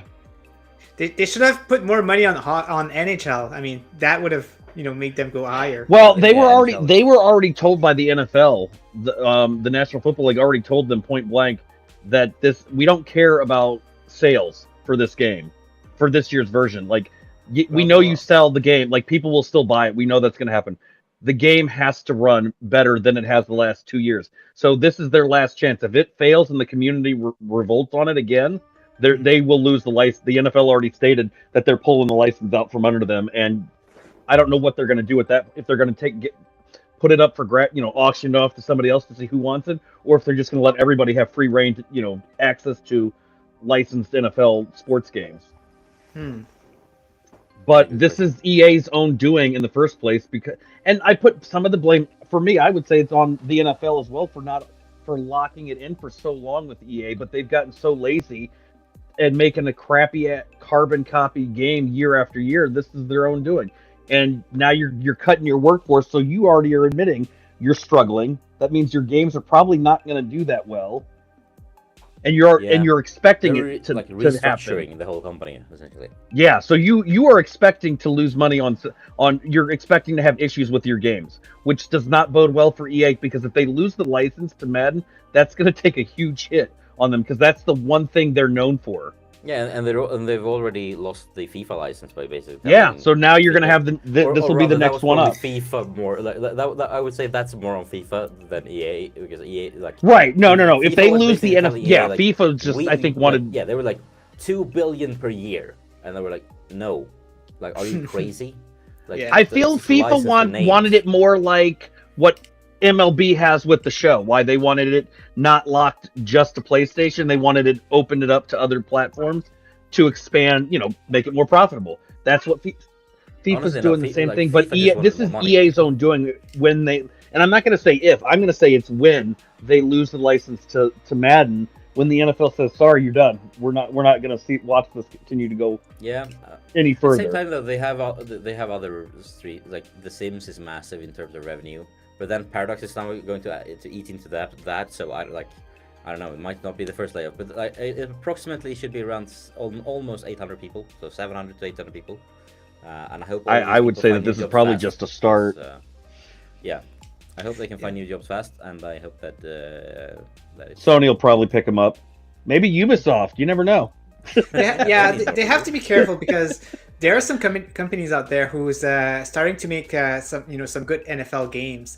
Not with the branding NFL, but just American football. No, yeah, I get what you're saying. Yeah, so maybe they'll give that license to like some of these smaller companies, right? That does a better job. Than there is another one that's going to be free to play. It's I think it's Maximum Sports Football, but that's a free to play one. But that also has the names are licensed by the NFL, the National Football League Players Association. I think that's what the I was images trying to and the team. Yeah. The images and the team names are not, but the players' names are allowed in that game. Which Yes. you still, that doesn't come cheap to get licensing from the NFL. Yeah, it's funny you say that because that's exactly what I meant when I said that. I just couldn't remember the name of the game. Yeah, I thought that's where you were going with it, so that's why I said that one. Exactly. Let's say anyone like I just want to bring this up if we go into the main story. Dungeons and Dragons: Honor Among Thieves. I did not expect this movie to be this well reviewed. Oh wow, that is really high. Yeah. For Rotten Tomatoes, definitely. Yeah, like don't they usually people are kill movies? It's like it overstays its welcome a little bit. It's like it's basically it's a good fun blockbuster movie. It's not trying to be something it's not. It knows it's like silly D&D, and it just goes for it, and it's apparently great, and I can't wait to watch it. So yeah. I expected it to bomb as well, Phoenix, and it didn't. It's doing really well, and I kind of love that because it feels like D&D is on a roll. We have like this movie, we have like Critical Role partnering up with Amazon to do. Do they have console games coming out, like video games at all? Baldur's Gate 3. Oh right, I forgot about that one. Best game ever. And that one's coming to console soon, right? Yes. Or PlayStation and PC confirmed for August 31st, with the Xbox version basically being, we're working on it. We can't promise it's going to come at the same time. We're struggling to get the couch co-op mode on the Series S to run as good as it does on the Series X. Do you think it would have been at some point you're going to see them stop focusing on the Series S and just focus more games on like the Series X? I don't think they will. I think they need to keep it like as long as they keep it active. They have to keep putting. Well, I meant more like when you have like a big game like Baldur's Gate 3, where that's going to need some. Like, do you think it's worth trying to get it onto smaller platform versus say just put it on we know the Xbox, the Series X should be able to handle it fine. So I think put your resources there might instead. Be that they do something like let's put it on the Series X, and then people can stream it through xCloud on the Series S. I'm not sure. I'm not sure they're going to do that because if they start doing that, then other developers will be like, "Hey, well, why do we have to put our resources in S? Why did you force us to do that?" I really think that they want to like keep the S running with no exception. Because and I think the Baldur's Gate team will get there. It's just a matter of like they need to optimize it a couple of months more, and then they can say like, oh yeah, we got it now. Now it's working. We can release it the same day on Xbox. Otherwise, we're gonna be like the Xbox version is gonna take a couple of months, guys, because we need to optimize it a bit more. Yeah. And everyone's gonna be like, okay, We waited 20 years from Baldur's Gate 2. We can wait a little bit longer. Oh my gosh, what are you showing there? This is amazing. This is the collector's edition for Baldur's Oh my Gate 3. gosh. It's insane and it's super expensive, and I wish I could buy one. It'll set you we're back talking- $300. Okay. I feel massive statue. SPG bought this already, or is going to. Oh, he has to, yeah. I mean, There's no. mention This is like, isn't this like his favorite game, or one of them? Yeah. So I feel like there's no. I mean, look at the computer he built. There's no reason that he shouldn't be able to afford this then. Like, dude, you got a 4090, you can afford that. I know he's got other 260 things euros. he's got to pay for, but if you want to hit him He's up gonna and be just like, skip a hon, bar, we're gonna have I'm to sure he'd appreciate it. hold off on everything else. I just got this instead. This was We're not bad. gonna This was a eat this necessity. week. Yeah, we're gonna $60. we're gonna sleep at Rudik's for a couple of months there because we can't He's gonna afford be like, rent. he's gonna be like, we got to pack up the computer, dear. We're gonna be staying at some people's houses on the couch. Well, you'll be fine. Yeah. I'm gonna be in the bed, What is hooked the up with last my time you saw computer. It'll be great. You'll love it. A game Yeah, certificate. Yeah, what is that? And I mean, it's a like 160-page art book, an oversized metal die, a cloth Oh my map, gosh. a tadpole keyring, Magic the Gathering cards, because why the hell not? Why? Yeah. With Baldur's Gate themed from the set. They did the Baldur's Gate theme set a couple of weeks back. An ordering character sets, a 25 centimeter high battle diorama. Like it's one hell of a box. Who needs all that stuff? Is it a matter of need, or like the people that buy it? You know, it's not no that one they needs need it. it. It's just a It's the thing. want, and they don't care. Like I'm gonna buy this regardless. It's good support Well, for the it's gonna developers. cost you a divorce. Well, you know what? Divorce, Baldur's Gate 3 collectors. You know what? It's worth it. I'll take a chance. I'm gonna roll the dice and see what happens. Speaking of stupid new things coming, Magic the Gathering is doing a joint thing with Lord of the Rings. Oh my gosh, cool. Oh dear lord! There is going to be Of the rings. there's going to be a One Isn't Ring it- card. There's going And to be they a have Lord of the single- Rings 3. The last movie's getting ready to get re-released in theaters as well, Yeah. See, Lord of the like for 2 days. But like this thing is insane. So Is that a there real one? Like there will be that, like this is like the One Ring. It's a card. It's gonna be a card. Oh, it's a card. I don't Uh, understand any of this, There's so I'm gonna be quiet a now. specific art style of this card that they're gonna print a single copy of. So Okay. in one of these booster packs, there's going to around the world. There's going to be a one copy. The thing. One Ring. If you get this card, you can sell it for thousands. Even maybe hundreds of thousands. Who knows? Yeah, Right? it's gonna be crazy. Like Yeah. like there are rare cards from like the first, like the alpha edition of Magic the Gathering that sell for like $10,000. Yeah. This is probably gonna be up in that range because there's gonna be a single one in the world. Wow. Borderless art, ring inscription, flavor text, and captivating foil treatment. Like it's then there's gonna be like slightly variations of this that's gonna be available, like a rare card that people can get, but like this specific one shown in this image, one in the world. I just wanted to bring that up. But guys, let's do a quick main story. So last week there was an announcement that EA was going to sunset, basically take these games offline so you can't even buy them anymore. Battlefield 1943, Bad Company 1, Bad Company 2, and Mirror's Edge. And then they had, like, the world became kind of upset with them, and basically they backed off and said, okay, we'll delist Mirror's Edge, but we will not, like, sunset it completely. I mean, but So to basically- be fair for EA, how often were people playing the Bad Company 1 and 2 in Yeah. Battlefield 19? Like, Yeah, were they And that being begs played the enough? question. Probably not, and that begs a question, which I framed as how are games supposed to be available forever? Like, is there shelf life? Well, I mean, my Nintendo and my Super Nintendo shelf life is forever. Like, I can still play those. Yeah, So and like, should all games be available forever? Unless there's an online game with a server where they are like shutting down the servers. But like, if I it's a get single-player with game, like the online, like You'd I be get able to with play it. servers you shutting it down, but that's a like tough Mirror's question. Edge, for example, or Bad Company 1, the single player campaign. It's really good. Should we not be able to buy that game anymore? Does that make sense? I- Or would you say should you be able to buy it, or would it be easier to like make something like that? Like you're not going to put a statement out that says we're not supporting this. Instead of charging, it's free. Have at it if you really want it. It's free now.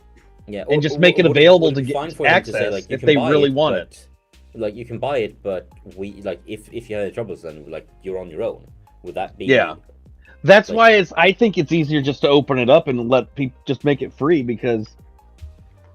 I mean, but I don't know because look at Left 4 Dead and Left 4 Dead 2. Those games are how old are those? And they're still supported on. I mean, mostly by the community, but put them on Steam and let the community have at it. You know, if it's a PC game, let the community take over. Yeah, but because the way I understand it, these games are not good. Like obviously, physical releases are still going to be available in like if there's a physical copy out there, people are gonna give it to like sell it, trade it in. It's going to be resold. But like these games, to my understanding, you won't be able to buy these games on digital storefronts anymore. Yeah, I don't know why they're doing that. Right? Weird. Yeah. Yeah. There's no point. I get like being. I get them like. It's like I'm listening to a bunch of hoarders. These are old games. There's newer experiences to be had. Cut the umbilical cord. I mean, if the people are having to pay to support, I shall never do that, sir. For these people to play online, and they don't want to pay for that, and they want resources to be somewhere else. That's the company's decision. There's so many other Battlefields. It should just be funnel them into this one.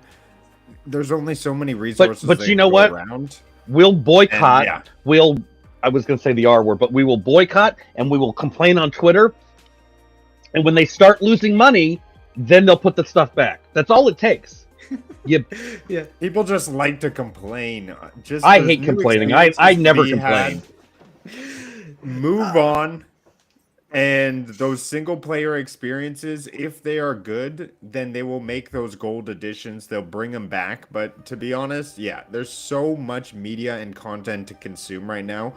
I couldn't be bothered with a Battlefield 1942 when there's already 2042 that I'm playing with all my friends. So, I mean, to be fair though, I don't play any of those. So, I'm just voicing the opposition that is going to be there though. Yeah, I mean, to be honest, there's nothing quite like Mirror's Edge. It's a quite unique game that was like what. Well, I mean, it was on the edge, so you know.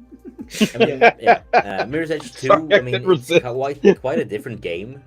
Where a lot of the fans argued that what Mirror's Edge 1 was better, and I actually know it's very different. And I've actually heard from a friend of mine studied took a game development course for a while, and one of the guest speakers that they had on lectures they had was actually someone who had been some sort of lead designer on Mirror's Edge 1, and basically the initial game, the game that they pitched and built at first before EA's Suits got involved and said it need guns and combat, was quite like had no combat at all. It was just like you can't, like, these guards will come after you, you can't beat them, you just run.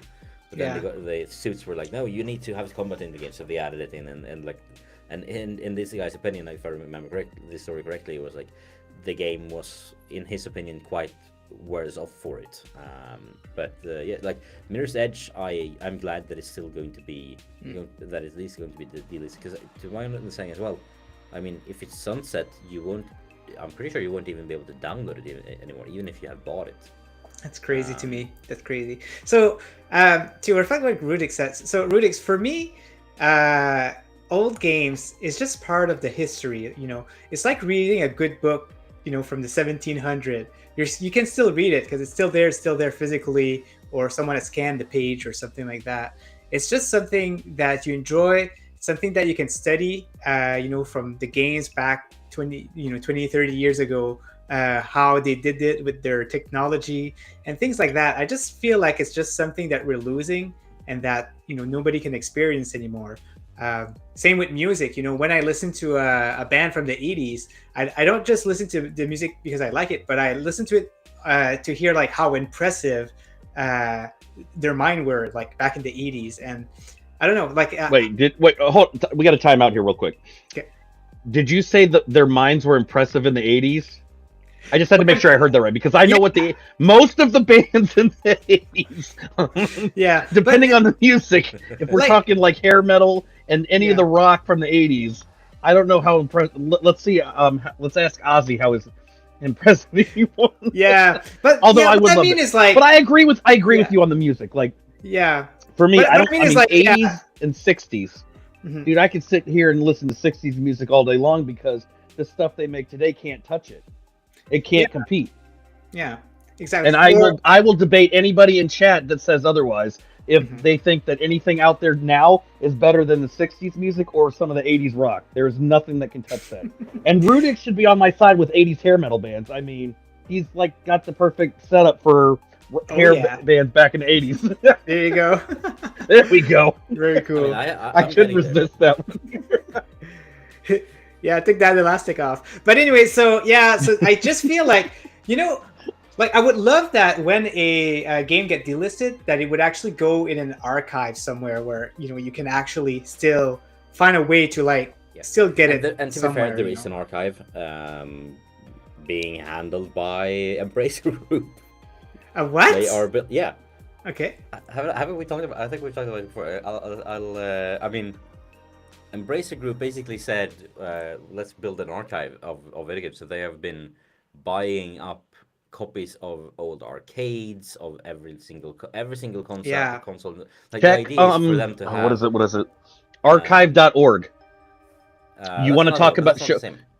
I know, but that one has they have music, books, games, operating systems. I mean, you want a copy of Windows 95? Go for it. It's on there. They literally it's all stuff is no longer supported and it gets uploaded there. But that's like a project, What I want I don't is have like that kind of time. I want like the government to make a rule where you have to do it. You don't need to like have like someone try to find this piece, because it's an archive, but they're still missing some stuff. It's not 100%. It's not like a legal thing that they need to do. They're just doing it to to support anything. But I want it to be something where they archive it, just like they're archiving. The government actually has a library that they do. I can't remember the name, but there's library in the name, and that's what they do. They just make sure that they have every single piece of stuff in the history that matters. So yeah, the U.S. we have that in the United States. I will say though that something like that would never get passed in the United States Congress. They would never do that because most of the people you'll have that split that says, well, we need less government, we need more government, and then you have everybody in Congress that would vote on it wouldn't vote on this because they're all old. Yeah, they don't care about games. It was ball in a cup and kick the can and stick ball. Yeah. I mean, just look at this. I mean, they have. How'd you get a picture of my basement there? Exactly. I'm confused. And they say up here that the currently they have my new house that my around wife doesn't know about. 50,000 games, consoles, and accessories in the warehouse in Karlstad, Sweden. And they've recruited a team with the CEO, an archivist, an archive assistant. I want to know what. Supply manager. My question is, what bank gave you a loan to buy all that stuff? It's probably supported. This is Embracer Group. This is the guys buying studios left and right. They own so many studios. That is fantastic. And so the next phase in 2022, my wife would never let me do something like that. Start building a database and start cataloging the games, and in the future going to network, collaborate with initiatives and museums and institutions, provide help to researchers and journalists with inquiries, long-term ambition to exhibit part of the archives locally and through satellite exhibitions at other locations. So in a couple of years you might see like a lot of these games being showcased in museums around the world. I mean, I can see here like Krakow, some like Gremlins, the game, an old Batman game from Sunloft. So yeah, there's some really old stuff in here. Looks like a place I'd like to visit someday. Yeah, Karlstad, Sweden, up north. Yeah. And Vet, I'll go take a trip to your place and convince your wife that you can have like a nice collection. Good luck.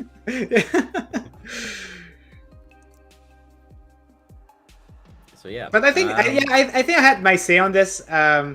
It's just when you're really nostalgic on a game, I would want to keep it forever, and that's why physical games are encouraged by a lot of people in the community. That's why we get like limited run games, special reserve game, and all of that, trying to like focus on keeping these games physical, so you can always play them no matter what. And I like that scene, but that's just my scene. And also regarding remakes and remasters, keep in mind 9 out of 10 times when you see a remake or a remaster, it's not being done because the devs figured like, oh, we have some time on hands, let's make this game available to a new audience or something. It's pretty much always a business decision of this thing that we made a couple of years back or a couple of decades back. Is there still an audience for it? Can we make money by making a new one in this series? I don't know. It's like hard to say. Let's make a remaster or remake of this old title, see how that performs. So like Mass Effect Legendary Edition did really well. We now know that they're now building a new Mass Effect game. Which I'm not sure if they had officially announced that properly, but they had. I saw news, but I forgot to save it earlier this week, that the Mass Effect team are now working, taking a break from that and helping out the Dragon Age team on finishing their game. Oh wow! Cool. So there's a team working on Mass Effect right now, and I mean that wouldn't have happened if the Legendary Edition hadn't sold well, didn't go down well. Yeah. EA I'm pretty sure EA was like, after Andromeda, Mass Effect is no more. And then they decided, they saw there was still a lot of hype from the fans to I wish we could have more. They did a tryout with the Legendary Edition. It worked well, so we're getting another one. Yeah, and that's unfortunate because there's some really popular series out there. Because of their last few games didn't do well, they just stopped making games like Castlevania, Golden Sun. Yeah, the last game didn't do too well. Mega Man, we don't hear too much about Mega Man anymore. So it's always unfortunate that these type of series are driven by the sales that didn't do well. But it happens. And I mean, in those cases, there are for example, Mirror's Edge. Mirror's Edge 2 didn't do well. We're not gonna see a new Mirror's Edge probably ever. Mirror's Edge 1 is still a really cool, unique game that people should be able to try because it's really special.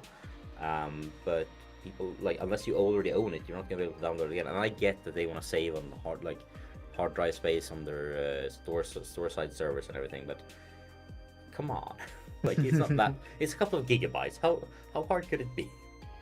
Yeah, it's weird that it's happening. It's probably because of the online services for sure.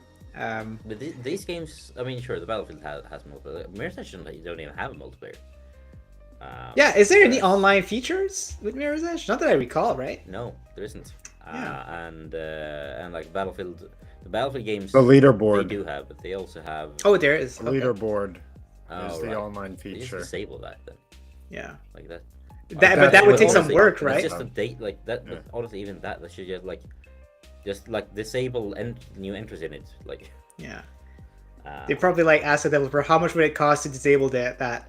Oh, 2 weeks of work. No, let's just disable the whole game. Yeah, probably. Yeah.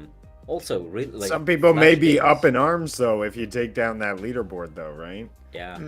But also Flash, it's just database. Surely that should be handled somehow. It shouldn't be that hard. But it should be immortalized. I don't know why that's not a thing. There should be, and this is a business idea. I'm saying it live on air here. Immortalized leaderboards for games. Okay, I got my idea. You're just writing it down. Yeah. I mean, you could probably build that in it, right? Yeah. 2 weeks. I can't build it.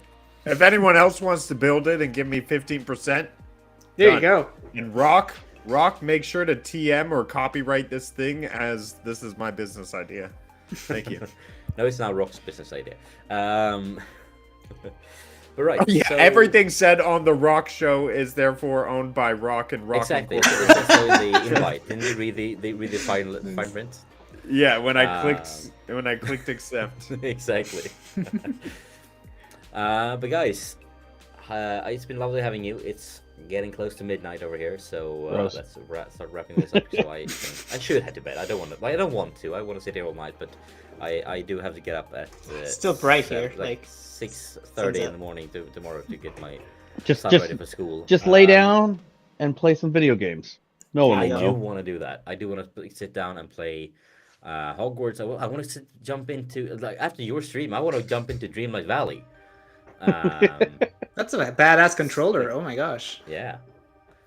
Oh, Um, nice. That's the Elite, right? That looks The pretty DualSense nice. Edge. Yeah, I just have Oh, a yeah. skin on it, so you can set the triggers to be like mouse sensitivity, and then they got the back That's fine. pedals, and they got the different back pedals. Nice. Do you still get the haptic? Not the haptic, but the All the good weird stuff. triggers thing. Yeah, that they can adjust. Yeah. Nice. And Cool. the sensitivity, like for instance, I was playing Last of Us and it was raining, and you could feel like the raindrops on the controller in your hand. It's pretty cool. Nice. We have a question for you, Rudy. So what's the rating out of 10 on that thing?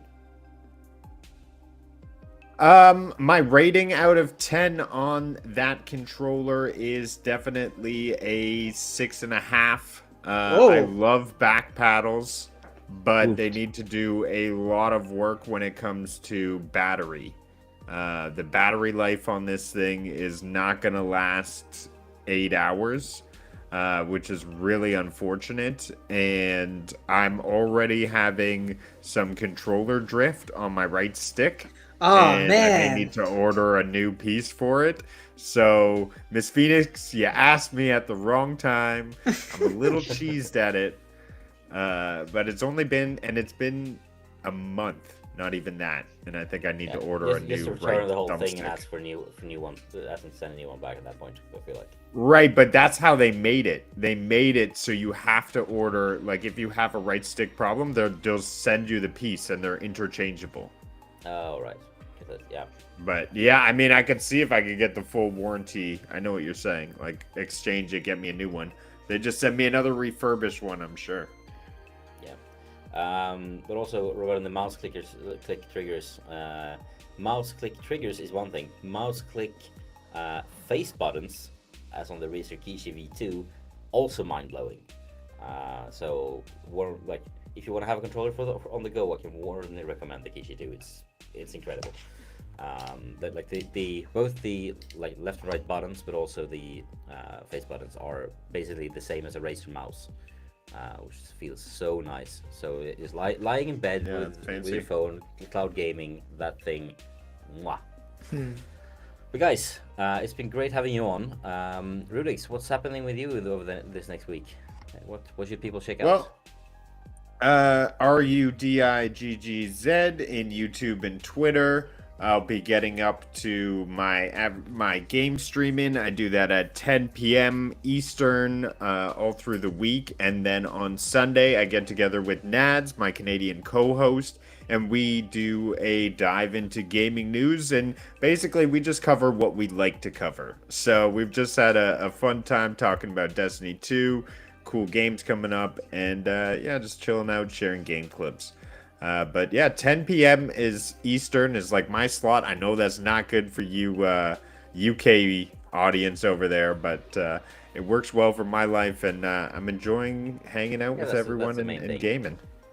Like, you gotta make sure that it works well for your life, otherwise you won't be able to do it. So, Vet, what about you? What's just gonna be more Dreamlight Valley, or is there anything else planned? This is probably just going to be Dreamlight Valley. Let's be real. I'm still That Disney gaming. Mostly because they got the new update coming out next week in like 6 days. Yeah. So they'll be adding the new realm. It's bringing in the Lion King, Nala, Simba, and a bunch of other stuff. So there's all kinds of new I'm stuff. guessing They're bringing Mufasa. I don't know. There was an image. What But about they're also Mowgli? bringing hover. They're bringing hover shoes, not that fake ass crap that they sell in stores that they claim is a hoverboard that's got wheels on it. I'm sorry, that's not hoverboard. I know what a hoverboard is. I saw it in Back to the Future Wheels? Part 2. It does not have wheels. Yeah, what the heck? You don't want wheels. But they're bringing those in. They're bringing these hover shoes or boots, and they're bringing Disney rides, like Ooh. amusement park rides, into the game now as well. Like, Gameloft has gone above and beyond with what they're doing with this game, and I think a lot of it is in part because you got Disney helping, the back end things and saying, hey, look, we want this in here, we want this. They're still working on planning on getting the multiplayer, which I think is going to be huge when that I can't goes. wait. Oh yeah. I know a lot of people that are like excited for that. So I've got that on there. I've also got the Disney Speedstorm racing game already pre-ordered, so I'll be playing that April 16th, the day it is ready to go, since I got the pre-order in. And I'll be leaving. I'm not going to be streaming tomorrow or Saturday because I'll be en route to Virginia again. So a whole new vet. Rokk, I want you to say. I want that as on an MP3 file for anybody that knows what that we'll is. Get it to you, man. Yeah, I want that. That's going to be my new ringtone for you. Actually, it'll be a notification alert because I don't have a phone that handles international calls. Point of view. Look, we're all going to start singing. Yeah, copyright strikes. Oh yeah. Nick, what's happening with you? You and I. Yes. Yes. Breaking down. Yeah, what's happening with you this next week? Me, I'm playing some more Kingdom Hearts. That's all I'll be doing actually for quite a while. Love Kingdom Hearts. Nice. Oh yeah. Thanks Vet for rating my stream, by the way, the other day. That was appreciate that. Of course. But yeah, I got the Kingdom Hearts vinyl set coming yesterday with 3 vinyl. That was cool. Then on the other side, there you go. I got the all-in-one package which has all of the Kingdom Hearts game in it. So I'm going full on Kingdom Hearts now. Yeah, and also on Tuesday we are doing. So Tuesday, April 4th, we're doing Hear Me Out, I think. Oh yeah, we are. That's true. Yeah, we got Hear Me Out with. I think we already announced it. So with Purple Ace. So Purple Ace is now a permanent member. Yeah. She's joining our crew of video game music lovers. Yeah. So yeah, video game music show. We're probably gonna do it through EVMux because why not? This is similar to the VMAs. Sorry, I couldn't. The VGA. Assassin's Creed Valhalla. No, I don't know what we're gonna play. Songs we're gonna play for each other, but it's gonna be 3 songs. You're serenading each other. Oh, that I will definitely be there. Oh my lord. Yeah. That will be putting some Disney songs in there for us. Yeah, exactly. No, we're gonna showcase 1 song each for each other. It's gonna be awesome. Under the vet. I've been going back and forth. Under the vet. I still haven't chosen my song, to be honest. I've been going back and forth for like a month. Oh wow. But yeah, I'll have something for Tuesday. Yeah, I need to think about the song that I'll put too. It's I have one, but it's too long, I think, so I'll have to rethink of another one. Just go ahead. Rokk, that's a good call. Ping me a DM with a song choice, and we'll add that as a crowd choice. Miss Phoenix. Sonic Frontiers had a wicked soundtrack. Yeah, there's some good soundtracks. So you guys should definitely drop some recommendations to it. Oh yeah, we'd love recommendation. We always put them in the show. Definitely. We try to do 1 song each, and then 1 or 2 songs from the audience. So the circle of it. We have a lot of good ones coming in there. As for myself, I played Peppa Pig earlier today. That's up on the channel now. And it was, it's Peppa Pig. It's probably super popular because it's Peppa Pig. It's a kid's game. It is what it is. It's not the one he wants.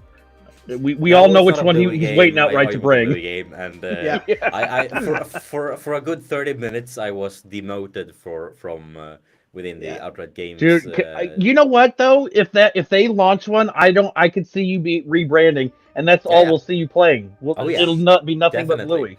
And I've said it to them, and they're like, and their community managers basically said, "Please stop talking about Bluey." Oh yeah, he's watching you like. To a point where I've even been temporarily banned from the Discord server for talking about Bluey too much. The CEO's like, "Yo, we got to shut this guy down. Shut him down now, guys. We got to get. He's gonna break. He's gonna find out the secret." Whenever there's new person showing up in there, like everyone going with their like hello greeting gifts. And I go with the Bluey greeting gifts, and every time I'm like, Do you have to? Like, why? Why?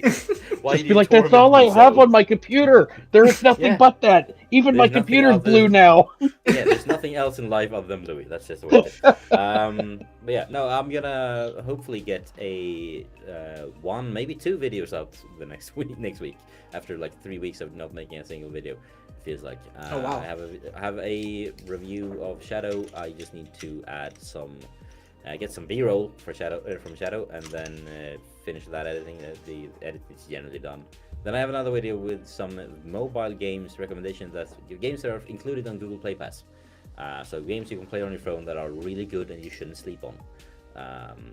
That's looking forward to that. Just need to edit that. So need to finish those. You just need to spend some time on editing, but that's fun. So I just need to do it. But yeah, that's coming soon as well. And also, don't forget to join the giveaway that Rokk is hosting. I also saw some rumblings of that there might be from our guest from last week, ER Gaming. We might have some giveaways happening on Twitter over the all of April. So yeah, fun stuff happening in the community, and I love to see it. And I will see you all next week, and it's gonna be great. All right. That's Have a good one, what it guys. I see ya. Bye.